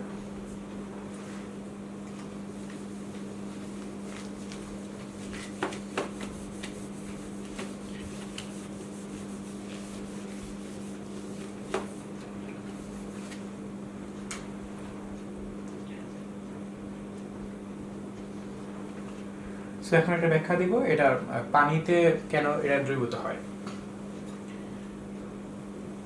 দ্রবণীয়তা ধর্ম ব্যাখ্যা করো। অ্যালুমিনিয়াম ব্রোমাইডকে আয়নিত করলে সেখান থেকে অ্যালুমিনিয়াম 3+ আয়ন পাওয়া যাবে আর 3Br- আয়ন পাওয়া যাবে। এটা কারেক্ট।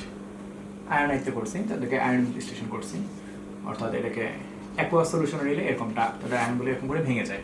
এখন কথা হচ্ছে এখান থেকে যে যদি কোনো আয়নিক যৌগকে বলা হয়ে থাকে যে এই যৌগটা পানিতে দ্রবণীয়তা ব্যাখ্যা করো, কারণ আয়নিক যৌগসমূহকে তো পানিতে দ্রবীভূত হবে, অর্থাৎ আয়নিক যৌগসমূহ এর আয়নগুলো খুব সহজেই পানিতে ভেঙে ফেলতে পারে এবং এটা পানির সাথে খুব সুন্দর করে মিশে যেতে পারে, এই জন্য এটাকে আয়নিক যৌগ পানির দ্রবণীয় ধর্ম বলা হয়। কিন্তু এটা কেন হয় বা কীভাবে পানির সাথে যুক্ত হয় তা আমরা এখন একটু চিত্রের মাধ্যমে বোঝার চেষ্টা করব।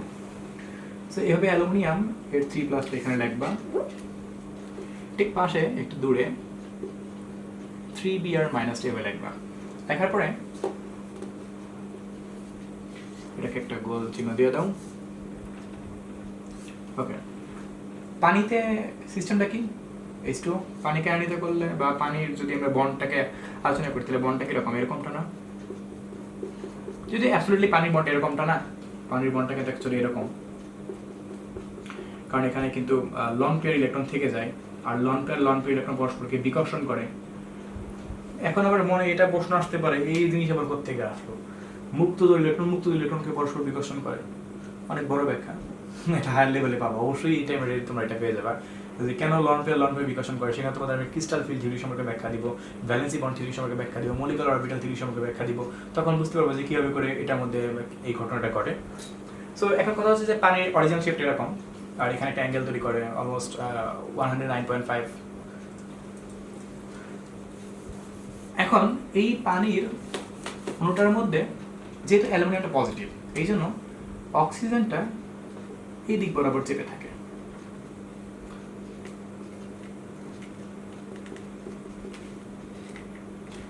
ঠিক এভাবে বিষয়টা দেখাবো।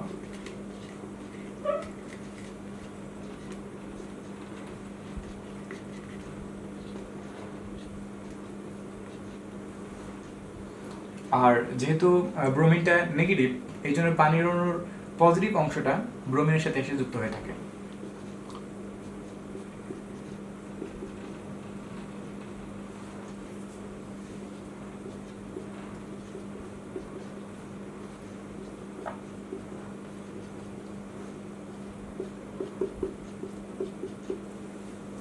তার একটা ব্যাখ্যা দিই,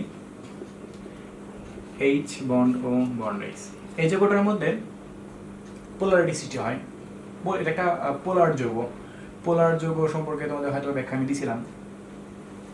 এখানে অক্সিজেন এবং হাইড্রোজেনের ব্যাপারটাকে যদি চিন্তা করে দেখা যায়, তাহলে অক্সিজেন কিন্তু হাইড্রোজেন অপেক্ষা অনেক বেশি তড়িৎ-ঋণাত্মক। আর হবেই না কেন, অক্সিজেন 16 নম্বর গ্রুপে আছে, হাইড্রোজেন 1 নম্বর গ্রুপে আছে, অক্সিজেনের শেষ ইলেকট্রন অনেকগুলো, আর হাইড্রোজেন লাস্ট ইলেকট্রন মাত্র একটা। এই জন্য অক্সিজেন কিন্তু সবসময় চিন্তা করবে বা সবসময় চাবে তার ইলেকট্রন এর ডেন্সিটিটা বেশিরভাগ সময় তার নিজের দিকে টেনে রাখার জন্য। এই জন্য অক্সিজেন কিন্তু মোর ইলেকট্রোনেগেটিভ দেন হাইড্রোজেন। তো যদি কোনো যৌগের মধ্যে এরকম তাদের কি বলে এটাকে পোলারিটি সৃষ্টি হয়, অর্থাৎ তড়িৎ-ঋণাত্মকতার পার্থক্য সৃষ্টি হয়, তখন তাকে পোলার কম্পাউন্ডস বলা হয়। এই জন্য অক্সিজেনের এই অংশটাকে ডেল্টা নেগেটিভ বলা হয়, আর হাইড্রোজেনের এই অংশটাকে ডেল্টা পজিটিভ বলা হয়। সেম এটাও হাইড্রোজেনের ডেল্টা পজিটিভ। দেখো এখানে কিন্তু মেরু সৃষ্টি হয়ে গেছে, এগুলোকে বলা হয় ডাইপোল, দ্বিমেরু, দুইটা মেরু সৃষ্টি হচ্ছে, ডেল্টা পজিটিভ ডেল্টা নেগেটিভ, দুইটা অংশ পাওয়া যাচ্ছে এখান থেকে। আর তা তোমরা নর্মালি জানো অক্সিজেন কিন্তু নেগেটিভ। আমি আবার বলছি এই চিহ্নটার নাম হলো ডেল্টা। হাইড্রোজেন যেহেতু পজিটিভ, এই জন্য এটাকে ডেল্টা পজিটিভ লিখছি, যেটাকে আরো সুন্দরভাবে বাংলায় বলা হয় আংশিক ধনাত্মক। আর এটাও ডেল্টা পজিটিভ আংশিক ধনাত্মক, আর এটা হলো ডেল্টা নেগেটিভ, সেটা তড়িৎ ঋণাত্মক। এখন এখানে কথা হচ্ছে প্রত্যেকটা অক্সিজেন এবং হাইড্রোজেনের মধ্যে এই সিস্টেমটা আমি এখন এখানে একটু দেখাই দিব। Delta negative, delta positive, delta positive, delta positive, এটা একটু লিখবা ডেল্টা পজিটিভ, কারণ হাইড্রোজেনের অংশটাই হলো ডেল্টা পজিটিভ, তড়িৎ ধনাত্মক অংশ এটা, ডেল্টা পজিটিভ। আর অক্সিজেনের অংশ, সবগুলো অক্সিজেনের অংশের সামনে তুমি ডেল্টা নেগেটিভ চিহ্নটা লিখে দিবা। এই এখানে ঠিক তাই, delta positive, delta negative, delta positive, delta positive, delta negative, delta positive, delta positive, delta negative. অনেকে আবার ডেল্টা 2 নেগেটিভ লেখে, কোনো সমস্যা নেই, কারণ অক্সিজেন কিন্তু আসলে যেহেতু দুইটা ইলেকট্রন সে গ্রহণ করছে, যেন সেই ডেল্টা 2 নেগেটিভ, কোনো সমস্যা নেই, তুমি ডেল্টা নেগেটিভ লিখলেই বোঝাবে, 2 নেগেটিভ লেখার প্রয়োজন নেই। মোটামুটি থিমটা দেখাইলাম। মোট ঘটনাটা কি? মোট ঘটনা হলো অ্যালুমিনিয়াম পজিটিভ হওয়ার কারণে সে পানির অণুর ঋণাত্মক অংশকে নিজের দিকে আকর্ষণ করবে। পানির ঋণাত্মক অংশ কোনটা? অক্সিজেন অংশটা। এই জন্য অক্সিজেনটা দেখো আমি কিন্তু ওই মুখ বরাবর বেশি দিয়ে ফেলছি, অর্থাৎ অক্সিজেনটাকে আমি ধাক্কা দিয়ে ওই অ্যালুমিনিয়ামের দিকে আমি রাখছি। আর যেহেতু ব্রোমাইড অংশ, এই অংশটা কিন্তু নেগেটিভ, এই জন্য কিন্তু সে কিন্তু সবসময় পজিটিভ, পানির অণুর মধ্যে যে পজিটিভ আয়নটা পাওয়া যাবে তাকে বেশি অ্যাট্রাকশন করবে। এই জন্য আমি ওই পানির অণুর হাইড্রোজেন অংশটা তো ডেল্টা পজিটিভ, এই জন্য আমি পজিটিভ সাইডটাকে ওই দিক বরাবর দিয়ে রাখছি। অর্থাৎ একটা নেগেটিভ এলিমেন্টের ক্ষেত্রে পজিটিভ সাইডটা এদিকে থাকবে স্বাভাবিক, কারণ পজিটিভ নেগেটিভকে আকর্ষণ করবে। আর একটা পজিটিভ এলিমেন্টের দিকে নেগেটিভ সাইডটা এদিকে থাকবে। এখন সেটা যেই স্ট্রাকচার তার মধ্যে হয়তো সেটা ওভাবেই থাকবে।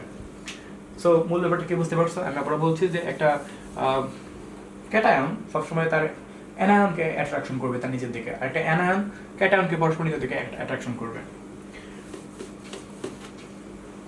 এখানে একটা বিষয় হলো যে এরকম সিস্টেমে তোমাদের দেখানোর কি দরকার ছিল, এটা আসলে মূলত কি বলে এটাকে, এই যে একটা এনার্জির মাধ্যমে অ্যালুমিনিয়াম অক্সিজেনের সাথে আবার পানির অণুর অক্সিজেনের সাথে অ্যাট্রাকশন করতেছে, বা ব্রোমিন পানির অণুর হাইড্রোজেনের অংশের সাথে অ্যাট্রাকশন করতেছে, এইটাকে বলা হয় হাইড্রেশন এনার্জি, হাইড্রেশন শক্তি যেটাকে বাংলায় বলা হয়। আর এখানে ক্যালাস ফর্মটা মূলত ভেঙে যায় পানিতে, ভেঙে যাওয়ার ফলে সেখান থেকে খুব সহজেই অ্যালুমিনিয়াম বা ব্রোমিনটা পানিতে দ্রবণীয় হয়ে যায়। এটা আসলে পানিতে দ্রবণীয় হওয়ার পেছনে এর মূল কাহিনীটা, আমরা আশা করি ব্যাপারটাকে বুঝতে পারছি। এখন যদি পরীক্ষার মধ্যে অ্যালুমিনিয়াম ব্রোমাইডটা না আইসা, সাপোজ অ্যালুমিনিয়াম ব্রোমাইডটা আসলো না, পরীক্ষার মধ্যে আসলো পটাশিয়াম ক্লোরাইড, তাহলে তুমি কি করবা? তুমি জানো পটাশিয়াম ক্লোরাইড আয়নিক যৌগ, কিন্তু এটার পানিতে দ্রবণীয় হতে ব্যাখ্যাটা কি? যা যা মুখে বললাম তা লাগবা, খালি এখানে পটাশিয়াম লাগবা একই রকম সিস্টেম, এখানে ক্লোরিনটা লাগবা একই রকম সিস্টেম, পারবা? যদি পটাশিয়াম ক্লোরাইড না আসে পরীক্ষার মধ্যে ম্যাগনেসিয়াম ক্লোরাইড আসে, সেম কাহিনী, এখানে Mg2+ লাগবে, কারণ ম্যাগনেসিয়ামকে ভাঙলে ম্যাগনেসিয়াম 2+, আর ক্লোরিনকে ভাঙলে 2Cl-, এই 2Cl- এখানে লাগবে, পারবা? ম্যাগনেসিয়াম ক্লোরাইড যদি না আসে পরীক্ষার মধ্যে এখানে আসে, আরো অনেকেই আছে, ক্যালসিয়াম ফ্লোরাইডের কথা যদি বলি, তাহলে এখানে ক্যালসিয়াম 2+ লাগবে, তার চারপাশে পানি অণুটা এভাবে ঘিরে রাখবা, আর 2 ফ্লোরাইড- দিয়ে এখানে রেখে চারপাশে পানির অণু হাইড্রোজেন অংশটাকে দিয়ে রাখবা। সো যে কোনো আয়নিক যৌগ আসুক না কেন, এটা আসুক এটা আসুক এটা আসুক, যে কোনো আয়নিক যৌগ যদি পরীক্ষার মধ্যে আসে এবং তারপরে যদি তাকে পানিতে দ্রবণীয়তার ব্যাখ্যা চায়, তাহলে তুমি এভাবে করে আয়নটাকে দেখে তারপর ব্যাখ্যাটাকে করে ফেলবা, পারবা? আমি শুধু এখানে অ্যালুমিনিয়াম ব্রোমাইডটা সম্পর্কে ব্যাখ্যাটা দিলাম, তবে যে কোনো আয়নিক যৌগের বেলায় সেম ব্যাখ্যাটাই আসবে। এরপর আমরা আসবো এই কোশ্চেনটারই, এটা বিদ্যুৎ পরিবহন করে কেন? তোমরা এটাও শুনছো যে আয়নিক যৌগ সমূহ বিদ্যুৎ পরিবহন করে, সমযোজী যৌগ সমূহ বিদ্যুৎ পরিবহন করে না, কিন্তু কেন করে তা আমরা এখন একটু জানার চেষ্টা করবো।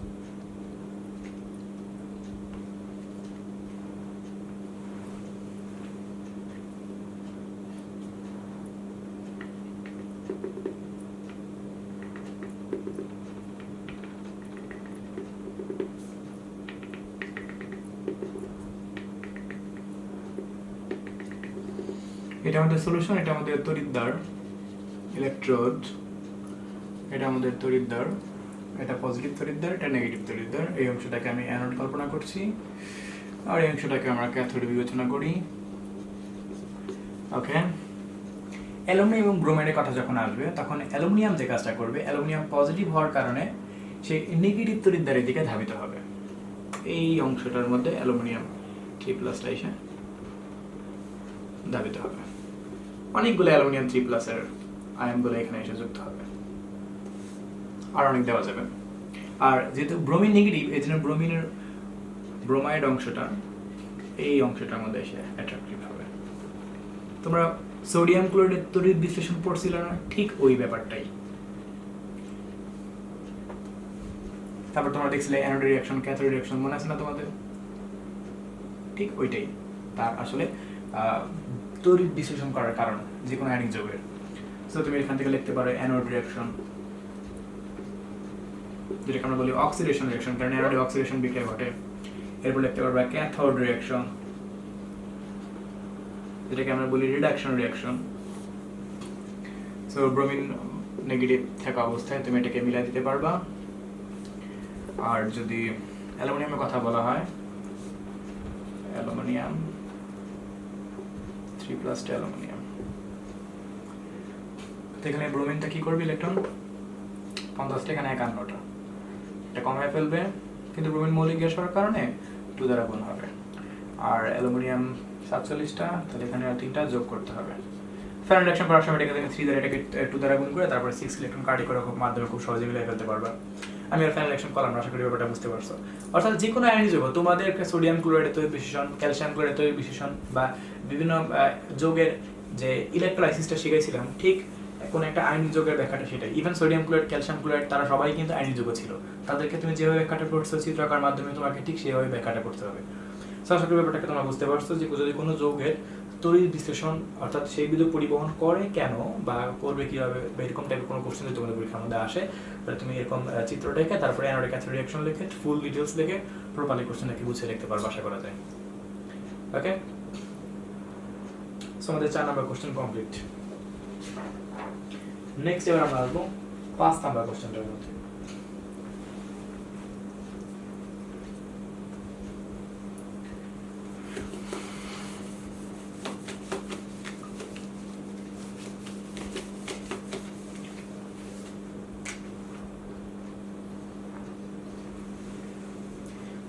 XZ5 YZ5 এর মধ্যে কোনটি সম্ভব এবং কেন? X 7 নাম্বার হলো 7 কার নাইট্রোজেনের 2,5 আর YZ5 Y কার 15 ফসফরাসের 2,8,5 Z17 ক্লোরিনের 2,8,7 প্রতিপক্ষ লিখলাম। এখানে যেটা বলছে XZ5 বলতে NCl5 ভার্সেস PCl5। কোশ্চেন করা হচ্ছে এই দুইটার মধ্যে কোনটা সম্ভব এবং কেন। অনেক কোশ্চেন অনেক স্টুডেন্ট কনফিউজড হয়ে যেতে পারে এই কোশ্চেনটা শুনে, এটা কেমনে সম্ভব? PCl5 তো সম্ভব, ঠিক আছে, NCl5 তো সম্ভব, কিন্তু জিজ্ঞাসা করা হয়েছে এদের মধ্যে কোনটি বন্ধন গঠনটা পারফেক্ট, মানে ঠিক আছে বন্ধন গঠনে কোনো সমস্যা নাই, এবং সেইটাটা কেন ঠিক আছে তার কোশ্চেনে তোমাকে ব্যাখ্যা দিতে হবে। একটু তাকায় দেখো, তোমার কাছে মনের মধ্যে প্রশ্ন আসতে পারে ভাই নাইট্রোজেন লাস্টে 5টা আছে, তাই এক কাজ করি 5 ইলেকট্রন 5 কোণায় দিয়ে আমি 5টা ক্লোরিন যুক্ত করে দিব, তাহলে তো খেলা শেষ, তাই না? এটা কি কোনো প্রশ্ন হয়ে এটা? দেখো আশা করি তারা এই কোশ্চেনটা শেষ হওয়ার পরে কনফিউজড হয়ে যাবে।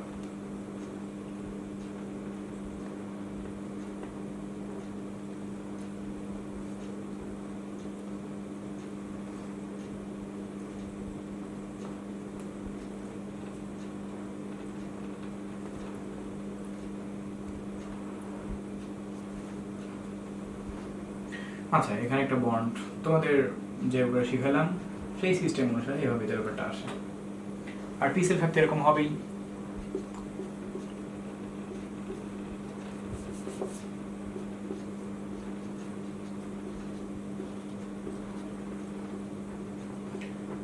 ইলেকট্রনগুলো দেওয়া একটু বিরক্তিকর।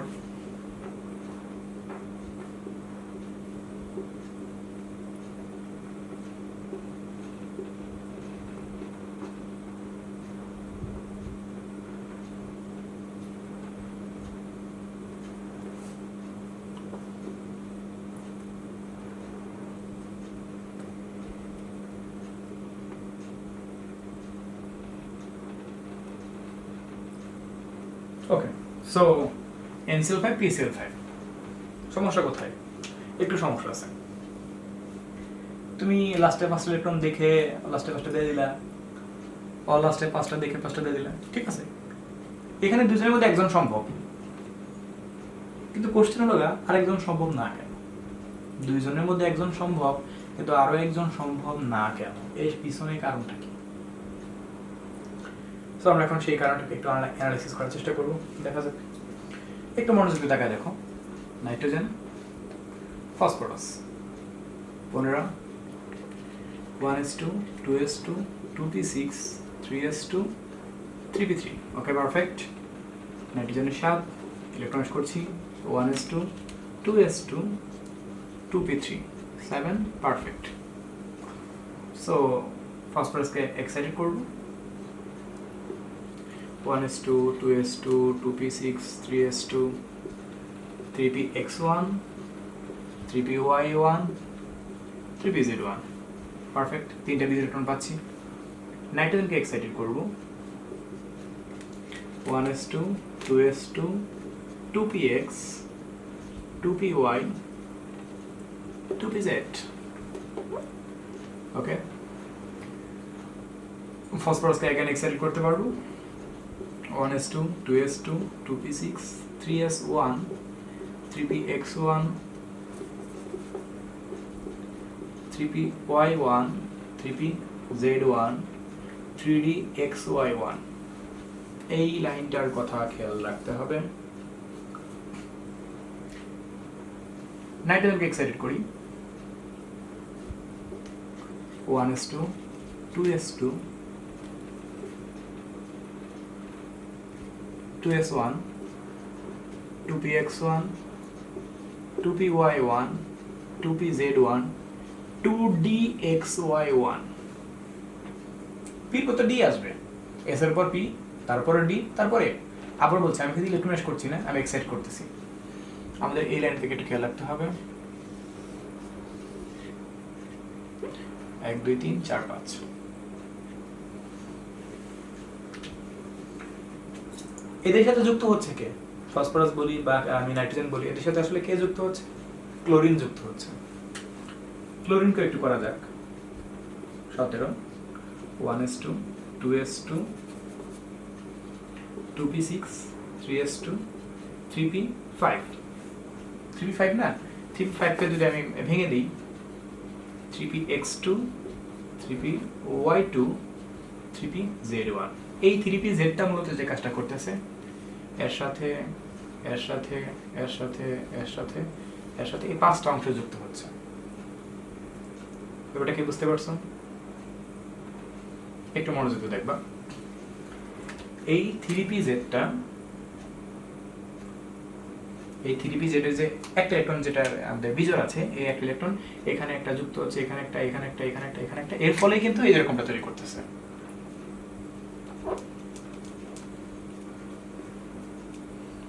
PCl5 phosphorus pentachloride ওকে একটা ইলেকট্রন দুই ইলেকট্রন মিলে একটা বন্ড খেলা আছে তো এই দেখো দুই ইলেকট্রন মিলে একটা বন্ড সেম এই যে দুই ইলেকট্রন মিলে একটা বন্ড দুই ইলেকট্রন মিলে একটা বন্ড দুই ইলেকট্রন মিলে একটা বন্ড দুই ইলেকট্রন মিলে একটা বন্ড কত সুন্দরভাবে ব্যাখ্যাটা এখানকার একটা বিজোড় এখানকার একটা বিজোড় যুক্ত হয়ে দুটো তৈরি করতেছে দুটো করে ইলেকট্রন PCl5 পারফেক্ট কোনো সমস্যা নেই কিন্তু তুমি নাইট্রোজেনকে দেখো একটু ভালো করে তাকিয়ে তুমি যখন এক্সাইট করো লাস্ট টাইম তখন দেখতে পাচ্ছ এখানে 2D পাওয়া যাচ্ছে তোমার কি মনে হয় 2D অরবিটালটা সম্ভব আমার তো মনে হয় না তুমি শুনছো যে 1s2 2s2 2p6 তারপরে কিন্তু 3s শুনছো কখনো 2D নামক অরবিটালের নাম শুনছো আমার মনে হয় না কখনো 2D এর নাম শুনছো বা 1p এর নাম শুনছো বা 2f অরবিটালের নাম শুনছো অথবা 3f এর নাম শুনছো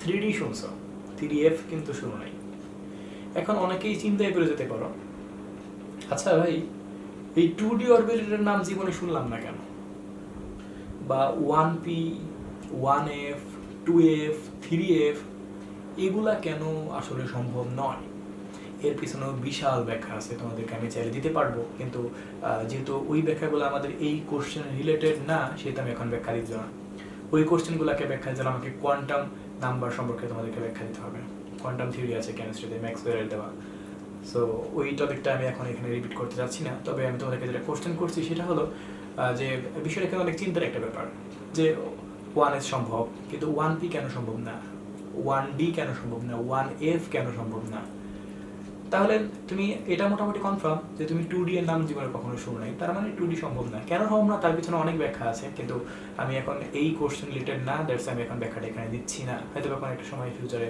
তুমি চাইলে আমার কাছ থেকে ব্যাখ্যা তুমি নিয়ে নিতে পারবা এখন এখানে কথা হচ্ছে যে যদি 2D সম্ভব না হয় তাহলে আমরা কনফার্ম 2D xy সম্ভব না 2D সম্ভব না xy তার দূরের কথা তাহলে এই যে এক্সাইটেড করাটা এটা কি তোমার মনে হয় ঠিক আছে আমার তো মনে হয় না এটা ঠিক আছে এটা কখনোই কিন্তু ঠিক নাই এই লাইনটা কিন্তু কোনোভাবেই কারেক্ট না এই লাইনটা কারেক্ট তার মানে নাইট্রোজেনের যে ক্ষমতাটা আছে নাইট্রোজেন MCl3 তৈরি করতে পারবে কোনো সমস্যা নেই MCl3 তৈরি করতে পারবে ফসফরাসও তাই পারবে ফসফরাসের যে ক্ষমতা নেই না কারণ ফসফরাস এই লাইনটা কারেক্ট তাহলে কিন্তু ফসফরাস PCl3 তৈরি করতে পারবে। সেদিক থেকে এদের কোনো সমস্যা আমি মনে করি না। কিন্তু সমস্যা হচ্ছে যদি এরা তাদের কি বলে এটাকে পাঁচ তৈরি করতে যায় তাহলে কিন্তু সম্ভব না। সেটা একমাত্র PCl5 সম্ভব, কিন্তু NCl5 কোনোভাবেই সম্ভব না। কারণ NCl5কে যখন নাইট্রোজেন এর মধ্যে এই যে 3PZটা এখানে যে 5টা অংশে যুক্ত হবে, 5টা অংশের মধ্যে কিন্তু এই অংশটা কিন্তু সে পাবে না। আর যদি এই অংশটা সে না পায়, 2D যদি কখনো তৈরিই না হয়, তাহলে কখনোই কি এই 3PZ এর 5টা অংশে যুক্ত হওয়ার কোনো যুক্তি আছে? কোনো যুক্তি নাই। কিন্তু ফসফরাসের পরে যুক্তিটা আছে, কারণ 3D এর পরে 3D, ইভেন 3Dটা এক্সিস্ট করে, কিন্তু 2Dটা কিন্তু এক্সিস্ট করে না। সো আশা করি ব্যাপারটাকে বুঝতে পারছো যে কেন PCl5 এবং NCl5 এর মধ্যে শুধুমাত্র PCl5 কেন সম্ভব, NCl5টা কেন সম্ভব নয়। নেক্সট আমরা ঘ নাম্বার কোশ্চেনটাতে আসবো। YZ3 এবং PZ2 এর মধ্যে কোন বন্ধন অধিক শক্তিশালী এবং কেন?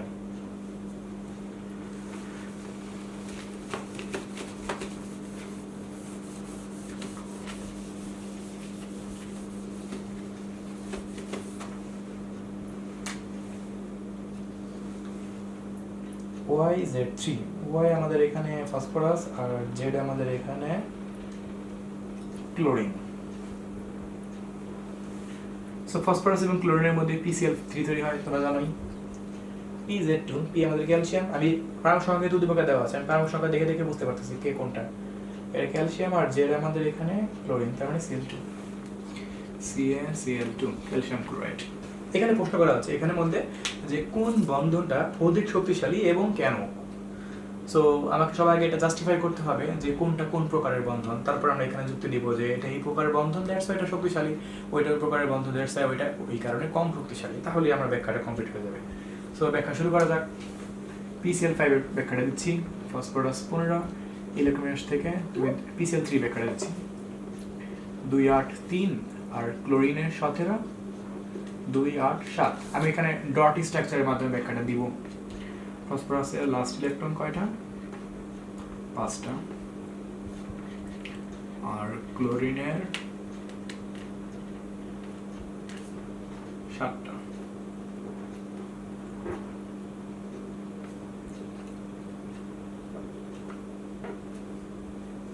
Bond bond bond. সো এটা কোন ধরনের বন্ধন?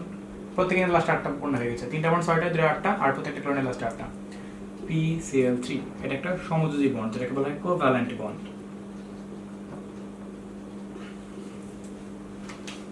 কিন্তু CaCl2 এর ব্যাপারটা যদি আলোচনা করি, ক্যালসিয়াম এর লাস্ট ইলেকট্রন কয়টা? 2টা। আমি এটাকে ডট স্ট্রাকচারে করতেছি, তোমরা চাইলে এটাকে ডায়াগ্রাম করে করতে পারো, অনেক বড় জায়গা লাগবে দেখে আমি ডট স্ট্রাকচারে করতেছি। আর ক্লোরিনের কয়টা? 2টা ক্লোরিন হবে। CaCl2 তে দেওয়াই আছে, এটা দেখেই বুঝে পারছি যে এখানে 2টা ক্লোরিন হবে। দেখা যাবে কি এই একটা ইলেকট্রন কিন্তু সে কিন্তু ক্লোরিনকে ত্যাগ করবে, আর এই একটা ইলেকট্রনে কিন্তু সে কিন্তু এই ক্লোরিনকে ত্যাগ করবে। যখন ক্যালসিয়াম 2 ইলেকট্রন ত্যাগ করবে তখন কিন্তু এই ক্যালসিয়ামটা 2+ কাঠামো সৃষ্টি করবে, আর যখন এই ক্লোরিন এক ইলেকট্রন গ্রহণ করবে, নতুন করে যে একটা পাইলো, আর আগে তো 7টা ছিল, তাহলে কয়টা হয়ে গেল? 8টা। তাহলে এই ক্লোরিন কিন্তু ঋণাত্মক আয়নে পরিণত হবে। এই পাশে ক্লোরিনটাও ঠিক তাই,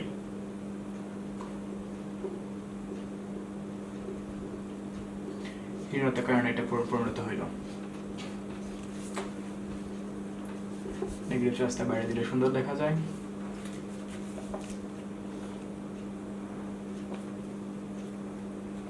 সো এখানে যে যৌগটা তৈরি হলো CaCl2, এটা একটা কোন ধরনের কম্পাউন্ড? Ionic compound. এটা আয়নিক, এটা কোভ্যালেন্ট, আয়নিক বন্ড এখানে তৈরি হচ্ছে। আচ্ছা, এখন এখানে কথা হচ্ছে দুইটা যৌগের কিন্তু বন্ড কিন্তু সম্পূর্ণরূপে ডিফারেন্ট, একজন আয়নিক যৌগ, একজন সমযোজী যৌগ। আমরা কিন্তু জানি যে আয়নিক যৌগসমূহ অধিক শক্তিশালী এবং সমযোজী যৌগ কম শক্তিশালী। এর পিছনে বেশ কিছু কারণ আছে, কারণ আয়নিক বন্ডটা কিন্তু দেখবো যে আয়নিক বন্ড যখন তৈরি হয় তখন কিন্তু একদম কমপ্লিটলি ইলেকট্রন কিন্তু সম্পূর্ণরূপে ত্যাগ করা হয় বা সম্পূর্ণরূপে ইলেকট্রন গ্রহণ করা হয়, একদম পারফেক্টলি। এখানে 8 ব্যাপারটা পূর্ণ হয়েছে, এখানে কিন্তু ক্যালসিয়ামের কিন্তু 8টা পূর্ণ হয়েছে। ক্যালসিয়ামের ব্যাপারটা যদি একটু তাকায় দেখো, ক্যালসিয়ামের 20 2 8 8 2, আর ক্লোরিনের 17 2 8 7। একটা ইলেকট্রন একটা ক্লোরিনকে নিছে, আর একটা ইলেকট্রন আর একটা ক্লোরিন নিছে। যখন 2টা ইলেকট্রন 2টা ক্লোরিন নিয়ে নিছে তখন কি লাস্টে 8 হয়ে গেছে না? আর যে দুইটা দুইটা করে ক্লোরিন, একটা একটা করে ক্লোরিন যে দুইটা ক্লোরিন নিয়েছে, তখন কিন্তু ওই ক্লোরিনেরও প্রত্যেকটারই লাস্টে 8 পূর্ণ হয়েছিল। এই তাকায় দেখো, প্রত্যেকটা ক্লোরিনে কিন্তু লাস্টে 8 একটা পূর্ণ হয়েছিল। এই জন্য কিন্তু দুইজনেই কিন্তু আমরা দেখতে পাচ্ছি কমপ্লিটলি অষ্টক কাঠামো পূর্ণ করেছে। একদম যেহেতু এখানে ইলেকট্রন সম্পূর্ণরূপে দেওয়া হয় বা সম্পূর্ণরূপে ইলেকট্রনটা কিন্তু ট্রান্সফার হয়ে যায়, সমযোজী বন্ধনের মধ্যে কিন্তু সেটা হয় না। সমযোজী বন্ধনের মধ্যে ইলেকট্রন শেয়ার করে, না কেউ ইলেকট্রন দেয় না কেউ ইলেকট্রন নেয়, বরং এখানে আরো পোলারিটি সৃষ্টি হয়, এখানে তড়িৎ পার্থক্য সৃষ্টি হয়, অনেকগুলো বৈশিষ্ট্য এখানে চলে আসে। এই জন্য সমযোজী যৌগসমূহ আয়নিক যৌগসমূহ অপেক্ষা কম শক্তিশালী, অর্থাৎ আয়নিক যৌগসমূহ বেশি শক্তিশালী। আশা করি তোমরা দুই প্রকারের বন্ধনটা দেখায় তারপর এই সম্পর্কে আলোচনা করতে পারবে।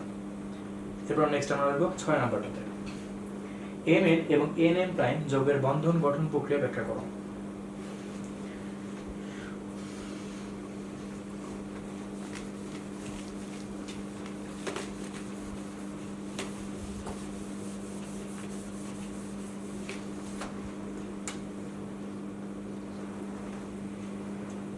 M আমাদের কার্বন আর N আমাদের অক্সিজেন। কার্বন এবং অক্সিজেনের কার্বন ডাইঅক্সাইডের বন্ড তোমরা আশা করি পারবাই।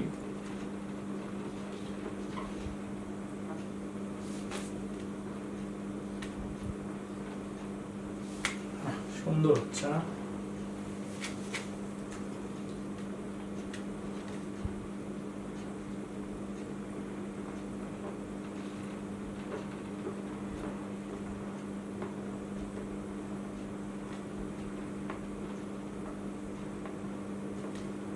এটা carbon ডাইঅক্সাইডের bond system.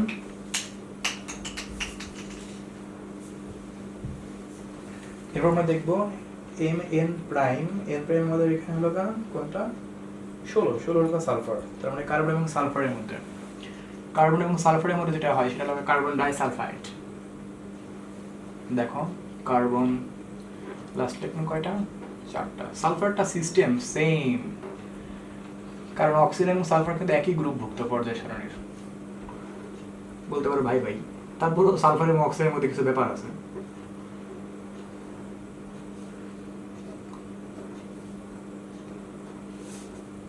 Carbon disulphide. So আশা করি তোদের বন্ধনটা বুঝতে পারছো। আমি কিন্তু দুইটা কিন্তু ডট হিস্ট্রি করতে তাদের বন্ধন প্রক্রিয়া তুমি ব্যাখ্যা দিবে। এখানে কার্বন এবং অক্সিজেনের মধ্যে আমরা দেখতে পাচ্ছি কার্বন এবং অক্সিজেন উভয় অধাতু। কার্বনের শেষ কক্ষে ইলেকট্রন 4টা, অক্সিজেন শেষ ইলেকট্রন 6টা। তারা পরস্পর ইলেকট্রন যখন শেয়ার করবে তখন তাদের মধ্যে অষ্টক কাঠামো পূর্ণ হবে এবং তাদের মধ্যে গঠিত যৌগটা হবে সমযোজী বন্ধনের মধ্যে গঠিত যৌগ, যৌগটা হবে CO2 কার্বন ডাইঅক্সাইড। এগুলা তোমার ডিটেইলস তোমরা এতক্ষণ ধরে বুঝছো, আশা করি এগুলা নিজেরাই পারবা। কার্বন ডাইসালফাইডের মধ্যে একটু তাকায় দেখো, কার্বন একই ব্যাখ্যা, কার্বন শেষ কক্ষে ইলেকট্রন 4টা, সালফার শেষ কক্ষে ইলেকট্রন 6টা। সো সালফার এবং কার্বন উভয় অধাতু হওয়ার কারণে তারা পরস্পর ইলেকট্রন শেয়ার করবে, শেয়ার করার মাধ্যমে তাদের উভয়ের শেষে 8 ইলেকট্রন পূর্ণ হবে এবং যৌগটি হবে CS2। এই তো। আরো যদি তুমি এখানে বন্ধন জোড় মুক্ত জোড় সম্পর্কে ব্যাখ্যা দিতে চাও তাহলে দিতে পারো। ঘ নম্বর কোশ্চেনের সম্পর্কে ব্যাখ্যা দিব। এটা আমাদের A নম্বর কোশ্চেন ছিল। ব্যাখ্যা তোমাকে কিন্তু লিখতে হবে এরকম করে করার পরে। ও এন এর মধ্যে কিভাবে যৌগ তৈরি করবে? উল্লেখিত সকল বন্ধনে মুক্ত জোড় এবং বন্ধ জোড় ইলেকট্রন কতগুলো ব্যাখ্যা করতে হবে। সো ঘ নাম্বার করার সময় কিন্তু এই ঘ নাম্বারে দুইটা চিত্র আমাদের লাগবে। ও এবং এন কিভাবে যৌগ তৈরি করবে তা একটু ব্যাখ্যা দিই। ও আমাদের এখানে ম্যাগনেসিয়াম আর এন হলো আমাদের এখানে 8 নম্বর বলো না অক্সিজেন। ম্যাগনেসিয়াম অক্সিজেনের মধ্যে ম্যাগনেসিয়ামের 12 ইলেকট্রন থেকে দেখো 2 8 2, অক্সিজেনের 8 ইলেকট্রন থেকে দেখো 2 6। সো ম্যাগনেসিয়াম এবং অক্সিজেন ধাতু এবং অধাতু কোন ধরনের বন্ধন হবে? আয়নিক বন্ধন। সো করবা প্রথমে 2টা, দ্বিতীয় কক্ষপথে 8টা, তৃতীয় কক্ষপথে 2টা, অক্সিজেনের প্রথমে 2টা, দ্বিতীয় কক্ষপথে ইলেকট্রন অক্সিজেনের 6টা। এখানে কিন্তু আয়নিক বন্ধন হবে। সো বুঝতেই পারছো এখানে কিন্তু ইলেকট্রনের আদান প্রদান করবে। কি করবে? এই এক জোড় ইলেকট্রন অক্সিজেন গ্রহণ করবে, ম্যাগনেসিয়াম ত্যাগ করলো। এই চিত্র তুমি আরেকবার রাখবা, আঁকার পরে তখন তুমি এই কক্ষপথটা রাখবা না, ওটা রাখবা না, এখানে ইলেকট্রন দুইটা দিয়ে দিবে, কারণ দুই ইলেকট্রন তুমি গ্রহণ করছো। ওদের ত্যাগ করছে 2+, গ্রহণ করছে 2-, যৌগটা MgO ম্যাগনেসিয়াম অক্সাইড। এখন এখানে কথা হচ্ছে যে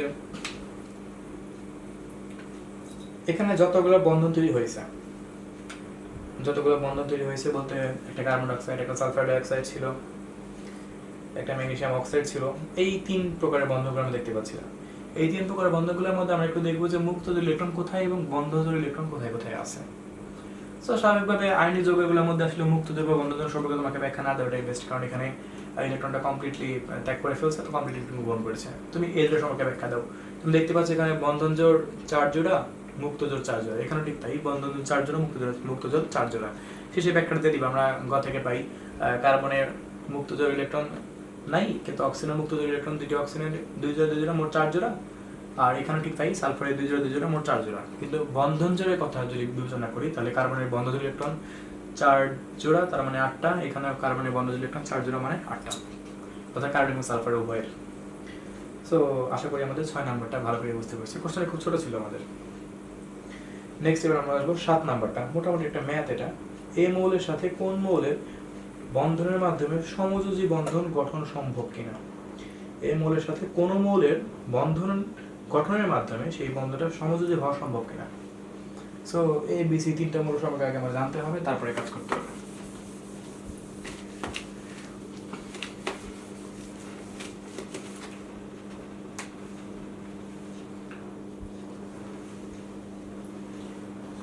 এই মৌলের 12টি পরমাণুর ভর দেওয়া আছে।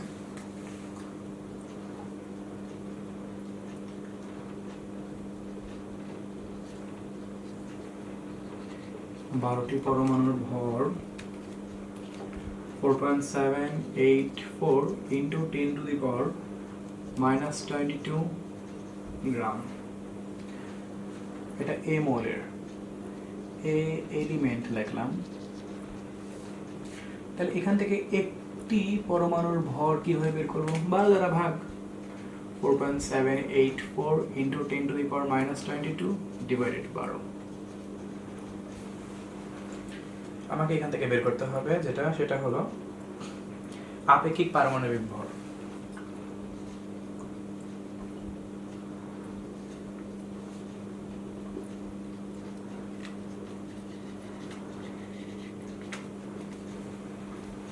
এখানে রেজাল্টটা দেখতে হবে কত আসে।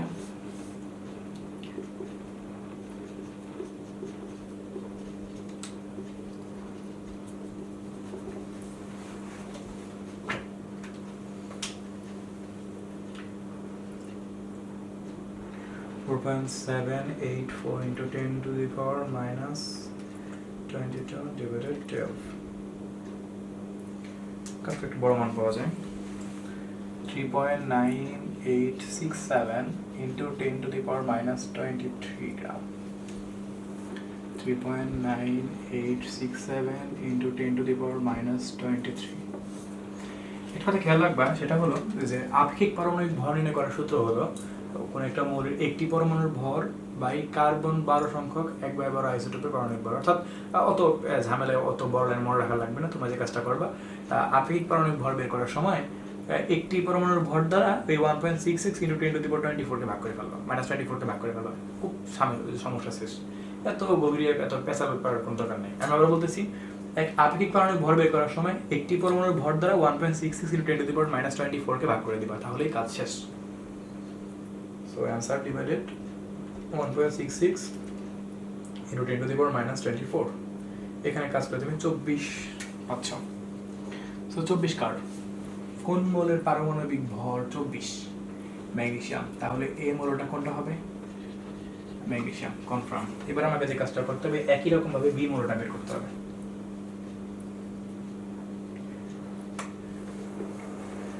এখানে দেখতে পাচ্ছি 20টি পরমাণুর ভর দেওয়া আছে। সিস্টেম একই।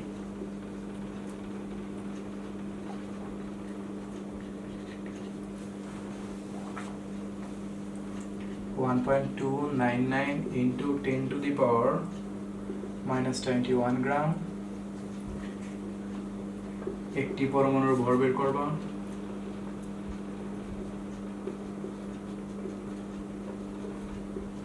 বিশ দ্বারা ভাগ করে। তাহলে আপেক্ষিক পারমাণবিক ভর আমি শর্ট করে রাখলাম, আপেক্ষিক পারমাণবিক ভর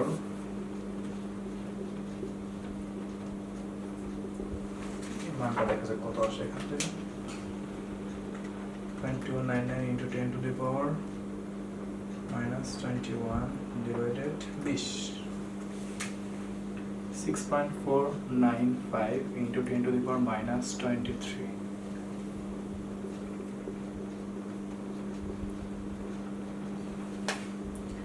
এখানে ভাগ করি 1.66 into 10 to the power minus 24 কে 39.12 পাচ্ছি, তার মানে 39 পাচ্ছি। 39 কার? পটাশিয়াম। তাহলে বি এলিমেন্ট কোনটা? পটাশিয়াম। এরপরে একই রকম ভাবে তারা জিজ্ঞাসা বলছে সি মোলের একটি পরমাণুর ভর দেওয়া আছে, সেখান থেকে আমরা সি মোলের আপেক্ষিক পারমাণবিক ভর বের করে নেব। সি মোলটা একটু ঝামেলা কম হবে, এটা উপর থেকে রাখলাম।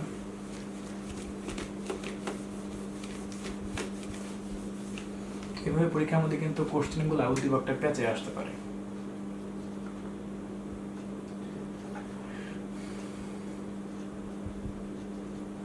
সি এলিমেন্ট, সি বলতে পারে কেউ কার্বন বুঝো না, এখানে এবিসি জাস্ট একটা সি, একটি পরমাণু ভর দেওয়া আছে, আমি সরাসরি আপেক্ষিক পারমাণবিক ভর বের করি।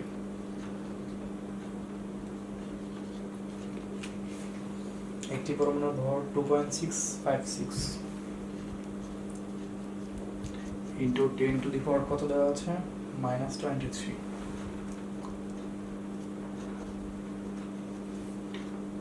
আর নিচে সবসময় 1.66 into 10 to the power -24 দ্বারা ডিভাইড করে দিবা।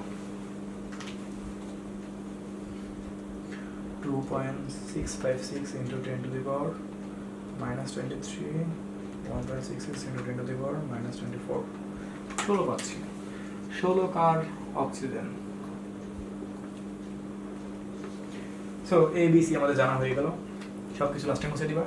ম্যাগনেসিয়াম, পটাশিয়াম এবং অক্সিজেন।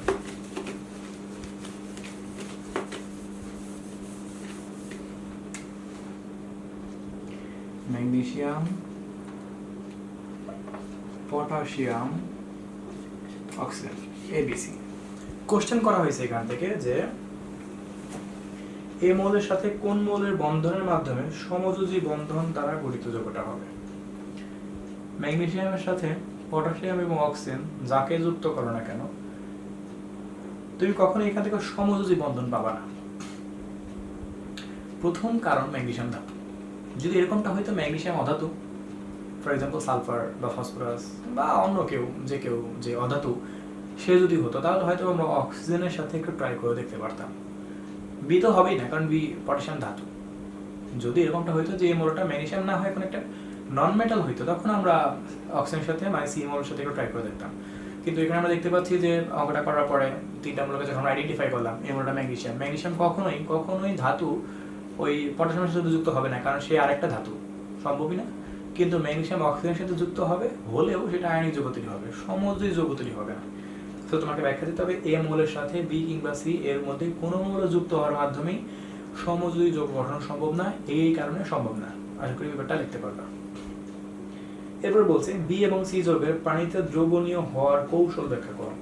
বি হলো পটাশিয়াম, সি হলো আমাদের অক্সিজেন। পটাশিয়াম এবং অক্সিজেনের মধ্যে প্রথমে যৌগ বন্ধন প্রক্রিয়াটা দেখাবা, তারপরে এদের আয়নিক ওই যে পানিতে দ্রবণীয় হওয়ার কৌশলটা সম্পর্কে ব্যাখ্যা দিবা। আমি ব্যাখ্যাটা একটু করে দিচ্ছি।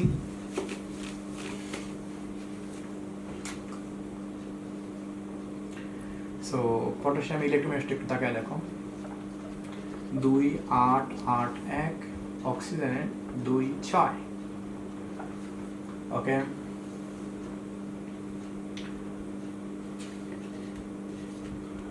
প্রথমে 2টা, তারপরে কয়টা এখানে 1 2 3 4 5 6। ওকে, অক্সিজেন কমপ্লিট।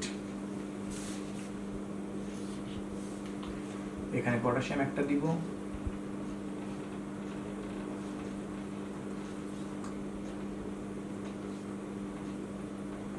এই বন্ড সিস্টেমটা আয়নিক হবে কারণ পটাশিয়াম ধাতু আর অক্সিজেন অধাতু, কিন্তু সিস্টেমটা একটু উল্টা হবে। কেন দেখলেই বুঝতে পারবা।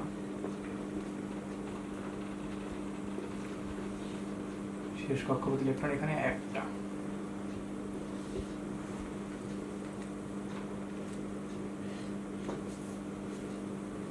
আচ্ছা এটা হলো। এখানে আমি আরেকটা পটাশিয়াম আঁকবো,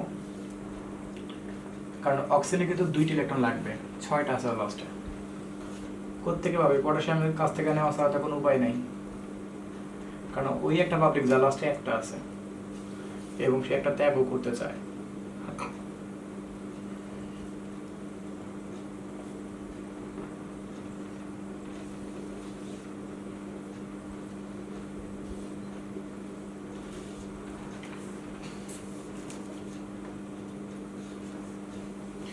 এই একটা ইলেকট্রন এই একটা অক্সিজেনকে দিবে, এই একটা ইলেকট্রন এই আরেকটা অক্সিজেনকে দিবে। এরপরে দেখা দিকে অক্সিজেন লাস্টে 8টি পূর্ণ হবে না? হবে। আর প্রত্যেকটা পটাশিয়াম লাস্টে 8টি পূর্ণ হবে, সেটাও হবে। সূত্রটা আরেকবার রাখবো।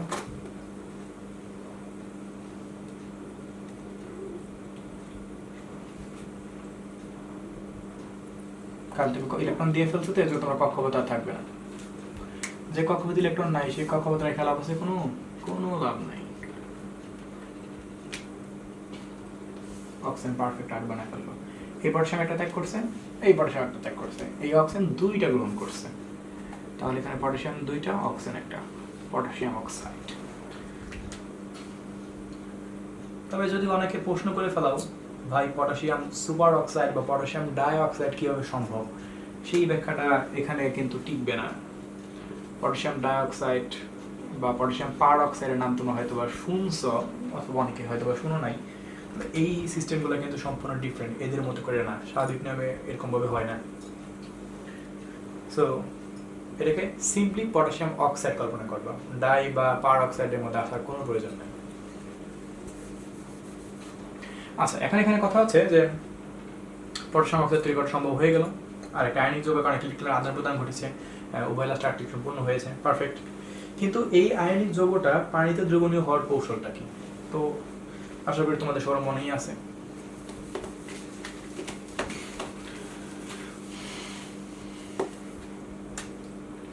Potassium positive, oxygen 2 negative. একটু চিন্তা করে দেখো, লাইনটাকে একটু বুঝবা কিভাবে। Potassium oxide 2K plus plus oxygen 2 minus, এভাবে করে ভেঙে নিবা, মানে আয়নিত করে নিবা। অ্যাকোয়াস সলিউশনে নিয়ে নিলে এরকম করে ভেঙে যায়। ওকে, দুইটা রাখলাম। এখানে এখন আমি অক্সিজেনগুলোকে দিব, যেহেতু পটাশিয়াম পজিটিভ এই জন্য অক্সিজেনের নেগেটিভ অংশগুলো এখানে সেট করবে।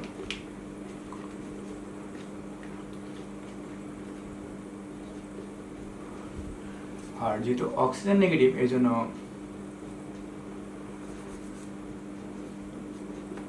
পানির অণুর হাইড্রোজেন অর্থাৎ পজিটিভ অংশটা কিন্তু এখানে সেট করবে।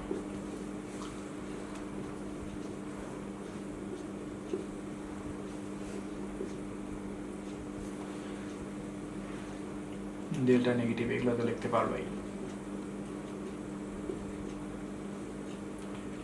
Delta negative, delta negative, delta negative, delta negative, delta negative. এখানে কিন্তু হাইড্রোজেনগুলো কিন্তু তোমরা দিয়ে দিবা, এবং হাইড্রোজেনের পাশে ডেল্টা পজিটিভটা কথাটা কিন্তু লিখবা, প্রথমে যেটা দেখাইছিলাম ওইরকমই সিস্টেম।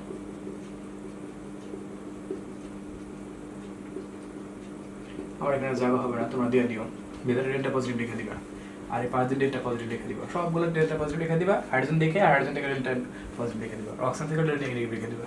যেহেতু পটাশিয়াম অংশ ধনাত্মক এই জন্য সে সমস্ত নেগেটিভ অ্যাটমগুলোকে নিজে থেকে টেনে রাখবে, আর অক্সিজেন অংশ নেগেটিভ এই জন্য অক্সিজেন তার পানির অণুর মধ্যে সমস্ত পজিটিভ চার্জ যেটা আছে, হাইড্রোজেন চার্জগুলো যেগুলো আছে, হাইড্রোজেন আয়নটাকে পরস্পর থেকে অ্যাট্রাকশন করে রাখবে।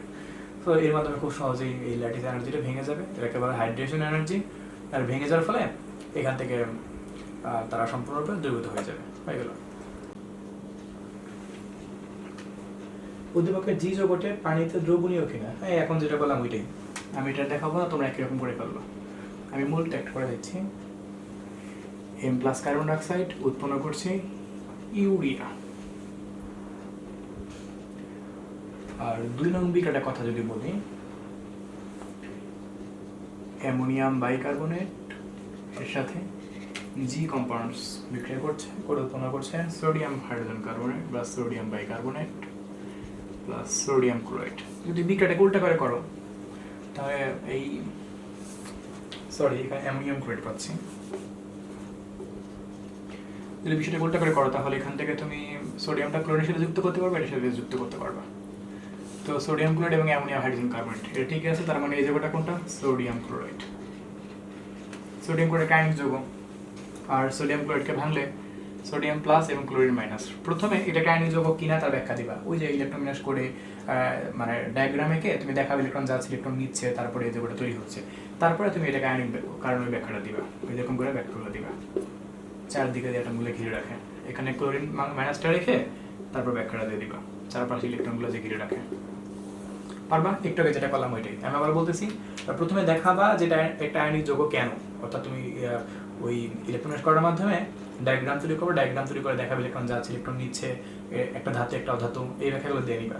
আয়নিক যৌগ এটা কনফার্ম করে নেওয়ার পরে তুমি এই ব্যাখ্যাতে আসবা। আগে কিন্তু আয়নিক যৌগ কনফার্ম না করে কিন্তু এই ব্যাখ্যাতে যাওয়া, তার কিন্তু সমস্যা আছে। সো গ নাম্বার কোশ্চেন হয়ে গেল। ঘ নাম্বারটা বলছে এম একটি সমযোজী যৌগ, গঠিত যৌগটি অর্থাৎ যৌগটির গঠন বিশ্লেষণ করো। আপনাকে দেখুন ঘ নাম্বারটাতে চলে আসছে। তো এম যৌগটা কোনটা দেখা যাক। ইউরিয়ার সংকেত কি জানো না?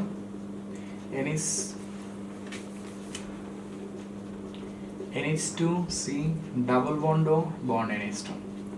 জানি না কিটন, যেটাকে কার্বামাইড বলা হয়, যেটা ইউরিয়ার সংকেত। ইউরিয়া উৎপন্ন হয় কার মাধ্যমে?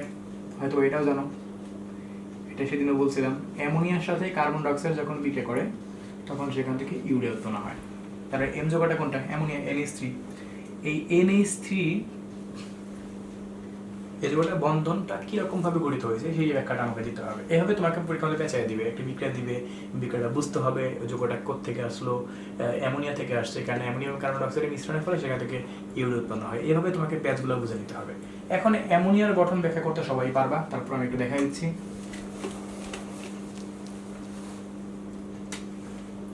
নাইট্রোজেন হাইড্রোজেন, হাইড্রোজেনের 7 2 5, হাইড্রোজেনের 1 1। ডট স্ট্রাকচারে করো বা লুইস স্ট্রাকচারে করো, যেটাই করো, দিলেই করে দেখাই। প্রথমে 2টা, তারপরে 5টা, 1 2 3 4 5। এখানে একটা হাইড্রোজেন এসে যুক্ত হবে, এখানে একটা হাইড্রোজেন এসে যুক্ত হবে, এখানে একটা হাইড্রোজেন যুক্ত হবে। যৌগটা কি? NH3। যদি ডট সিস্টেমে করি, অর্থাৎ লুইস কনসেপ্ট অনুসারে, সো নাইট্রোজেনের লাস্টে কয়টা? 5টা, দুটোই করে দেখাতে পারো। আর প্রত্যেকটা হাইড্রোজেনের একটা বন্ড, একটা বন্ড, একটা বন্ড, NH3। এখানে একটা তাকায় দেখো, যখন এখানে বন্ধনটা কমপ্লিট তৈরি করা হয়ে যায় তখন কিন্তু নাইট্রোজেনের 2টি ইলেকট্রন অবশিষ্ট থেকে এই ইলেকট্রনগুলোকে বলা হয় লন পেয়ার ইলেকট্রন বা মুক্ত জোড় ইলেকট্রন। আর বন্ড পেয়ার কয়টা? এখানে 3টা। সো বন্ড পেয়ার এখানে 6টা, লন পেয়ার এখানে 2টা। জোড় হিসাব করতে গেলে 1 জোড়া, ওটা 3 জোড়া। সো এটা একটা কোন ধরনের বন্ধন? সমযোজী বন্ধন। কেননা এখানে নাইট্রোজেন এবং হাইড্রোজেন উভয় অধাতু। এখানে যখন বর্ণ তৈরি করলাম তারা আসলে নাইট্রোজেন লাস্টে 8 পূর্ণ হয়েছে, কিন্তু হাইড্রোজেনের কিন্তু লাস্টে 8 পূর্ণ হয় নাই। হাইড্রোজেন লাস্টে 2 পূর্ণ হয়েছে। এক কথা হাইড্রোজেন চাচ্ছিল হিলিয়াম কাঠামো তৈরি করার জন্য, আর হিলিয়াম কিন্তু নিষ্ক্রিয় গ্যাস। এই জন্য হাইড্রোজেন যেহেতু যে সকল মৌলিক পারমাণবিক সংখ্যা কম, তারা সবসময় চাই 2 এর নিয়ম ফলো করার জন্য। এই জন্য এখানে হাইড্রোজেন এখানে 2 বানাইতে পারলেই সে মোটামুটি হ্যাপি, যেহেতু সে হিলিয়াম অনুসরণ করতে পারছে। শুধু হাইড্রোজেন না, হিলিয়াম, তোমার পটাশিয়াম, তারপর বেরিলিয়াম, এরকম যারা আছে, বা বোরন যারা আছে, বোরনটা যদি এটা হয় না সবসময়, কম পারমাণবিক সংখ্যা যারা আছে তারা সবসময় চায় যে লাস্টে 2 বানাইতে পারলে হয়েছে। তার মানে এই না যে তুমি ম্যাগনেসিয়াম লাস্টে 2 মিলিয়ে দিবা তাই হয়ে যাবে, ক্যালসিয়াম লাস্টে 2 মিলিয়ে দিবা তাই হয়ে যাবে, এরকমটা কিন্তু না।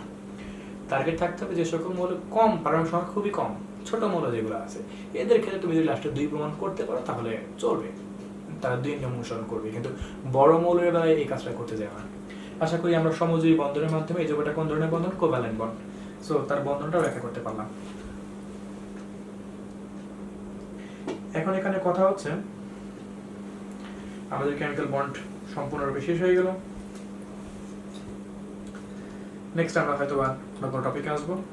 তবে তোমাদের যে কাজটা করতে হবে, তোমরা যে কাজটা করবা সেটা হলো প্রত্যেকটা সৃজনশীলের চিত্রগুলো সুন্দরভাবে আঁকবা পেন্সিল কম্পাসের সাহায্যে, এবং পারফেক্টলি যথাযথ পরিমাণ ব্যাখ্যা লিখবা। যেটুকু ব্যাখ্যা লেখা দরকার, অতিরিক্ত কিছু লিখবা না, খুব কম বেশি কিছু লিখবা না। মোস্ট অফ দ্য সৃজনশীলের কিন্তু ব্যাখ্যাগুলো কিন্তু আমি মুখে বলে দিলাম, তারপরে তোমার নিজের ভাষায় ব্যাখ্যাগুলোকে গুছিয়ে গুছিয়ে গুছিয়ে গুছিয়ে সবগুলো লিখবা। অবশ্য খাতাগুলো আমাকে তোমরা পরে চেক করে নিও আমার কাছ থেকে, আমি দেখবো তোমাদের লেখাগুলো ঠিক আছে কিনা। তারপর সমস্যা থাকলে আমার সাথে যোগাযোগ করবা, কোনো কোশ্চেন কিছু সমস্যা হলে যোগাযোগ করবা।